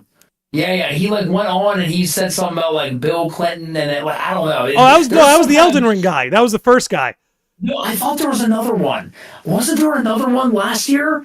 I swear there was another one last year. There might have been. I swear there was. And then there was a guy that went on the stage. You couldn't hear what he was saying, but he was like, no, Bill Clinton, and then that's the first guy. I'm telling you, that's the first guy. I don't know. I think there was two of them. He was there both years. I swear there was two. I swear there was two. I swear there was another guy that tried to do it because there's some kind of Bill Clinton movement going on. That was the same. I'm telling you, it's the same guy because that guy has a podcast now. Same guy? Okay, it is the I'm same telling guy. you, Jeff Keighley, and this is the problem. I like Jeff Keighley. Okay, I want to make that clear. But the problem with someone being so clean and corporate at the helm of it is they can't do the fun shit. So, for instance, that guy, that Bill Clinton guy, he has a podcast now. What better way to promote the Game Awards than for Jeff Keighley to go on that guy's podcast? Yeah. That so the reunion, like, come on. Yeah, not just saying you're thinking of the fuck the Oscars guy. No, I don't know. I have to look it up later. It was the same guy both years. I'll look into it later. It's not a big deal. But I think moments like that are, I feel bad for Jeff whenever he has to deal with it, but it's honestly hilarious. Someone needs to shake the corporate out of that event a little bit. Like, someone just needs to rattle the cage a bit in there, okay? Someone. That's so funny. So let me ask you this, Landy. What do you think's going to win Game of the Year? And if you... Okay, maybe I won't ask you like what your Game of the Year is because I think you're saving that. I'm going to do a podcast episode for that. Yeah. What do you think out of the nominees? What do you think is going to win? Not what do you think should win. What do you think is going to win? If I'm thinking like the outlets, this is such. Honestly, I really think they're going to give it to Rebirth. You think so? I think so. I don't think so, man. I think Astrobot's getting it. I wouldn't be mad. Yeah. I wouldn't be mad if any of those games got it. Outside That's kind of how I feel, other than Shadow of the Erd Tree. Shadow of the Erd Tree should not. Yeah, but of those other five, like, I could say Metaphor deserves it. I'm not, like... Sure. I will say, I don't know if I'm going to be as big on Metaphor as I am, say, a Persona 5, but Metaphor is a great game. It's a really great game with a lot of good thought put into it, a lot of love put into it. But I won't lie. How I feel right now, and maybe I'll feel different when I do the episode, I think Rebirth is just the better game compared to Metaphor. Oh, sure. But, I mean, I could see it being Astrobot. I know that if they really... Honestly, I think they want to give it to Shadow of the Erd Tree. Tinfoil hat is on. I think Shadow of the Erd Tree technically wins, but Administrator Jeff pivots to whoever's in second, and I think that will be FF7 Rebirth. Yeah. I think out of those games, I think, and yeah, I am biased, but I do think this as well. I think FF7 Rebirth encapsulates everything that a Game of the Year should be. I think it has everything, dude. It's got great engaging combat. It's got an engaging story with like well thought out characters, voice and like acting. it's got voice acting, mini games. Like it has, dude. This game has everything in it. Great soundtrack. Outside of the multiplayer aspect, it has everything, dude. Like Queen's Blood should get a nomination on its own, right? If Balastro gets it, I'm not going to go down that route, I'm just saying. But no, I think FF7 Rebirth encapsulates everything that a Game of the Year is, right? So I think for me, okay, so personally, it's either Astrobot or FF7 Rebirth as my personal Game of the Year. I feel like FF7 Rebirth makes the most sense. I think they're going to give it to Astrobot, and you know what? I hope they give it to Astrobot because we need more games like Astrobot. We need more platform. We need people to see that, hey, yeah, this is a fun, just video game. It's just a fun, silly platformer, but you know what? This game, it utilized the power of the PS5 to its fullest potential. It's fun, and maybe that'll wake up some of these devs and be like, wait a minute, okay, like I see a lot of the interaction that this game is getting. People love the Jak and Daxter cameo. Maybe we actually think about making a new Jak and Daxter. Maybe, this is the value. I hope he gets it. Andy, everything you're saying right now is the actual value of the Game Awards. And I'm telling you right now, what you just said has already been accomplished simply by Astrobot being nominated. I really believe that. I really believe that. Yes. And I think if the Game Awards want to continue to improve in certain directions, I think understanding that they are a chance for games that might otherwise get passed on, or games that are more niche, right? They might be incredible in quality, but niche in their audience. This is their opportunity to sort of, because it's a PR event, let's be honest about that. This is their opportunity to give a lot of those studios and games a big PR boost, which again is why I think it's such a shame that Stellar Blade got shafted in a few categories I think it deserved, not even going into Game of the Year, but because that to me, like I said, that is... Take Astrobot, take Stellar Blade. This is the direction gaming needs to go in. Let me explain why. I have it pulled up somewhere. Where did I put it? Stellar Blade made, when they announced that they had just sold 1 million copies, and they announced that almost 6 months ago that they sold 1 million copies. I'm sure they're at least at 2 right now. At 1 million, they made a 20 million... at 1 million copies sold, I believe they made a $20 million plus profit. $20 million of profit on 1 million copies sold. Meanwhile, Rebirth can't even break even.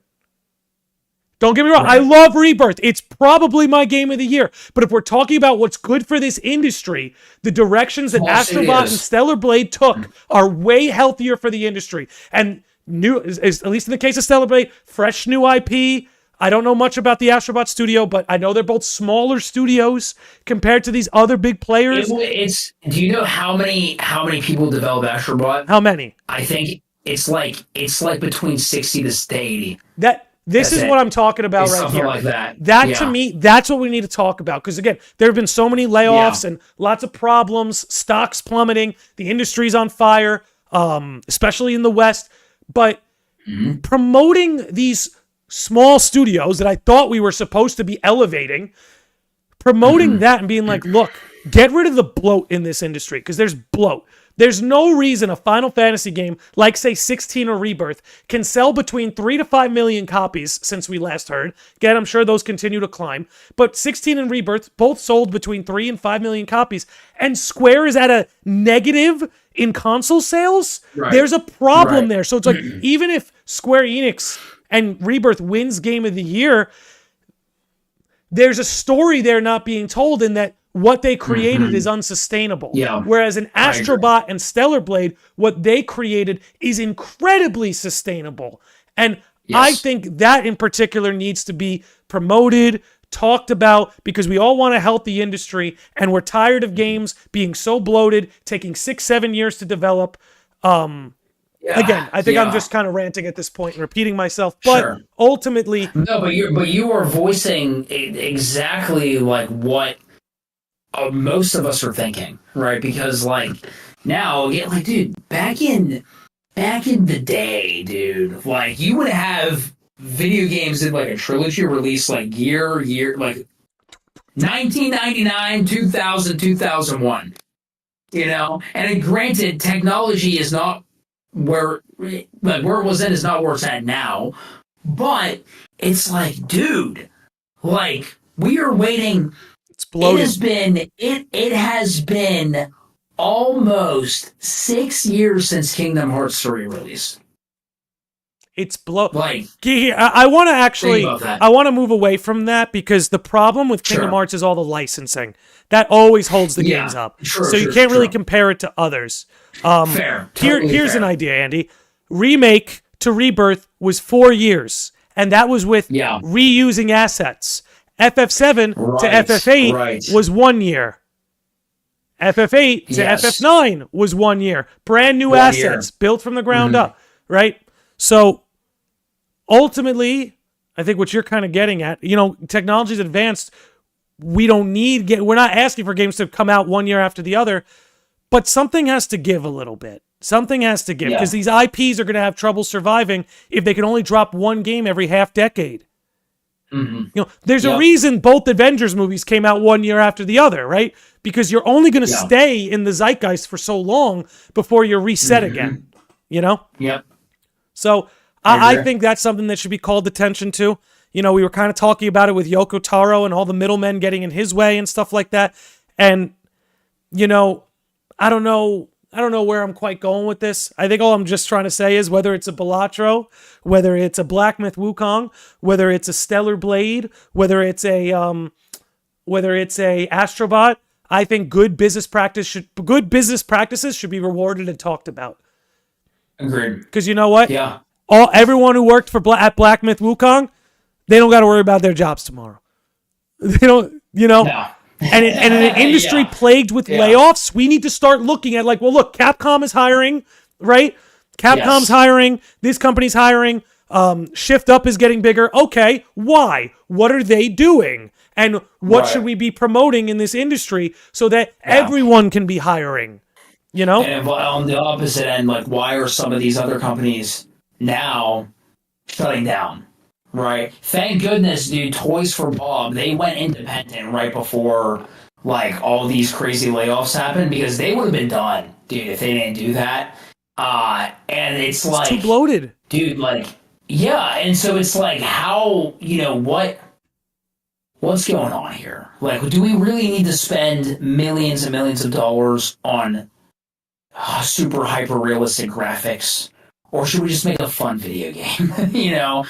The game that's still what has to people look want. good. I think ultimately the issue we ran into, and this is the problem with so much focus being put on outlets. Umber, I don't know if you're in the YouTube chat, but if you want to completely ban that last message, be my guest. That said, where was I going with this? What was I saying? Andy, do you remember what I was just saying? Something about if you're following these outlets. Right, so here's the thing. Here's the thing. And this is, I guess, what I'm saying, the problem with so much weight being put on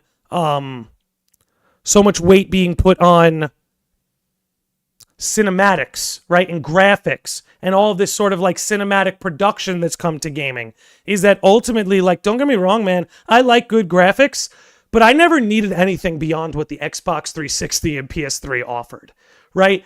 If gaming could grow in the direction of gameplay, like it has in terms of cinematics. Think about how much the cinematic budget has bloated in gaming. Imagine half that money went to gameplay. We'd be looking at a way different world. You know what I'm saying? Yeah, because at the end of the day, it's a video game, dude. It's a video game. It's not if I wanted to watch a movie, I'll go watch a movie. Yep. And I love I love that Final Fantasy VII Remake and Rebirth. I love that they're super cinematic, and that I do like that there's a lot of cutscenes, but the gameplay more than enough makes up for how much content is in the game. So I'm with you, man, dude. And that's why Astrobot did so well, and it's being recognized so well. It's so much, dude. It's a 15-hour game, maybe 15 hours. That's all it is. It's just fun, goofy, video gaming platforming, and it's fun, dude. Yep. It's all we need. It's all we need. All right, man. We've gone over 2 hours, so wow. We've talked a lot about a lot today. I guess before we wrap up, overall, your thoughts about the 3 topics. You kind of want to maybe say your final piece before we wrap up today. Again, I know we talked about a lot, so if you need to go on a rant, go on a rant. The floor is yours. Well, let's see. Missing Link, I think, is coming out late May. I think Stellar Blade deserves more recognition than it's getting, but at the same time, like you said, they banked 20 mil off of selling 1 million copies. It's like they're doing great, dude. They are doing well. But it's I don't think I have anything else to add. Really, I'm just I'm excited for the Game Awards for the announcements. Yeah. We didn't really talk about like what can we see, but like that's not really what this episode was for. Another conversation for another day. Absolutely, and I'm excited. I think it's always a fun time, regardless of how you feel about TGA and how it's run. Game Awards are always a fun time. Like I'll never forget. Was it the Game Awards or was it like a Summer Games Fest where they did the Joker like Smash reveal? That was Game Awards. Yeah, it was Game Awards. It's stuff like that is just like, those are the moments that I absolutely love. And I think the games that were nominated absolutely deserve to be there. Dude, I think if Shadow of the Erdtree was sold and experienced as its own separate entity, if it was a 2024 game, yeah, absolutely it should be up there, but it's not. That's the thing, right? Because the quality of that game, of that expansion, is very high. But we don't need to glaze Elden Ring anymore. That's coming from somebody who is a huge Elden Ring fan, right? Like I want to see some other things, like an Astrobot. Yeah, like a Balatro or Gelato, whatever it's called. Like, I'm glad that it got the recognition it got, because I would not have downloaded it and sunk like 4 hours into it straight. I would not have, but I did, and it's fun. And dude, like, we need to go back to just making fun video games, right? Making video games fun again, dude. Like, bring the fun back. In a way that's healthy for the industry too, right? Yes, because obviously the game still has to look good. I have to be attracted to what I am looking at, right? The game has to look good, but like we didn't even talk about PS5 Pro. Dude, I don't need to buy a PS5 Pro whenever I think the games that I'm playing look as good as they look already. I could see the pores on Eve's face this afternoon. I don't need any more. We can stop graphics for 15 years. Like, we'd be fine. Yeah. I think that's all I have to say. I think again, I always enjoy the Game Awards, regardless of my criticisms of it, and I'm looking forward to seeing what we're gonna see, dude. What's gonna happen? Yeah, I mean, look, it's an exciting time. Last year was a very slow year for gaming. I called it the year of the backlog. I got a lot of my backlog done. This was a big year. That's what this show is. Which is really funny, too, because I feel like a lot of things still came out last year. Like, I feel like there was a lot of things that came out, right? So it's like... There was Tears of the Kingdom. I remember Tears of the Kingdom. Yeah. There were some good ones. Yeah, but it wasn't as stacked as this year. Like, this year is stacked. This year was even more stacked. Oh, my gosh, dude. Dude, the most stacked category, I think, this year is art direction. Dude, art direction category is... stacked. Stellar Blade got snubbed. I'll stand on that. That was a bigger snub for Stellar Blade than Game of the Year. I'll stand on that. I think so too. I agree with that. Yeah. I hope it gets best action game at least. Even if it got best soundtrack. I just wanted to get one thing. Just one. But I'm happy I'm honestly happy and somewhat surprised it's even included at all. Sure. Yeah. Let's wrap up there. Absolutely. I guess I'll close my piece. Kingdom Hearts, I expect it late spring, early summer for Missing Link. We'll see what the delays were all about. We'll see the reason for them. Hopefully we see something soon. The Nier and Stellar Blade, the DLC is a lot of fun. It's nothing too crazy. It's not an FF14 level crossover. Doesn't appear that way, at least for now.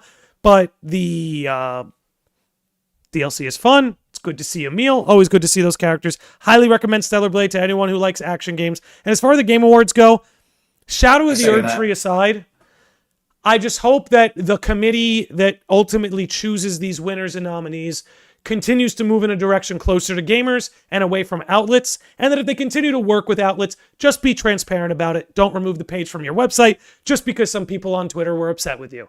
Now, that said, we're going to wrap up here for today. Andy, thank you, man. I thought we had a great conversation. This was a good time. Me too, man. You know, it was fun. I appreciate us keeping it positive, even when we're being critical of certain things or, you know, big man Jeff. But, ladies and gentlemen, thank you for tuning in. The show's nothing without you. Appreciate you all hanging out. See you on the next one. And, yeah, see y'all later.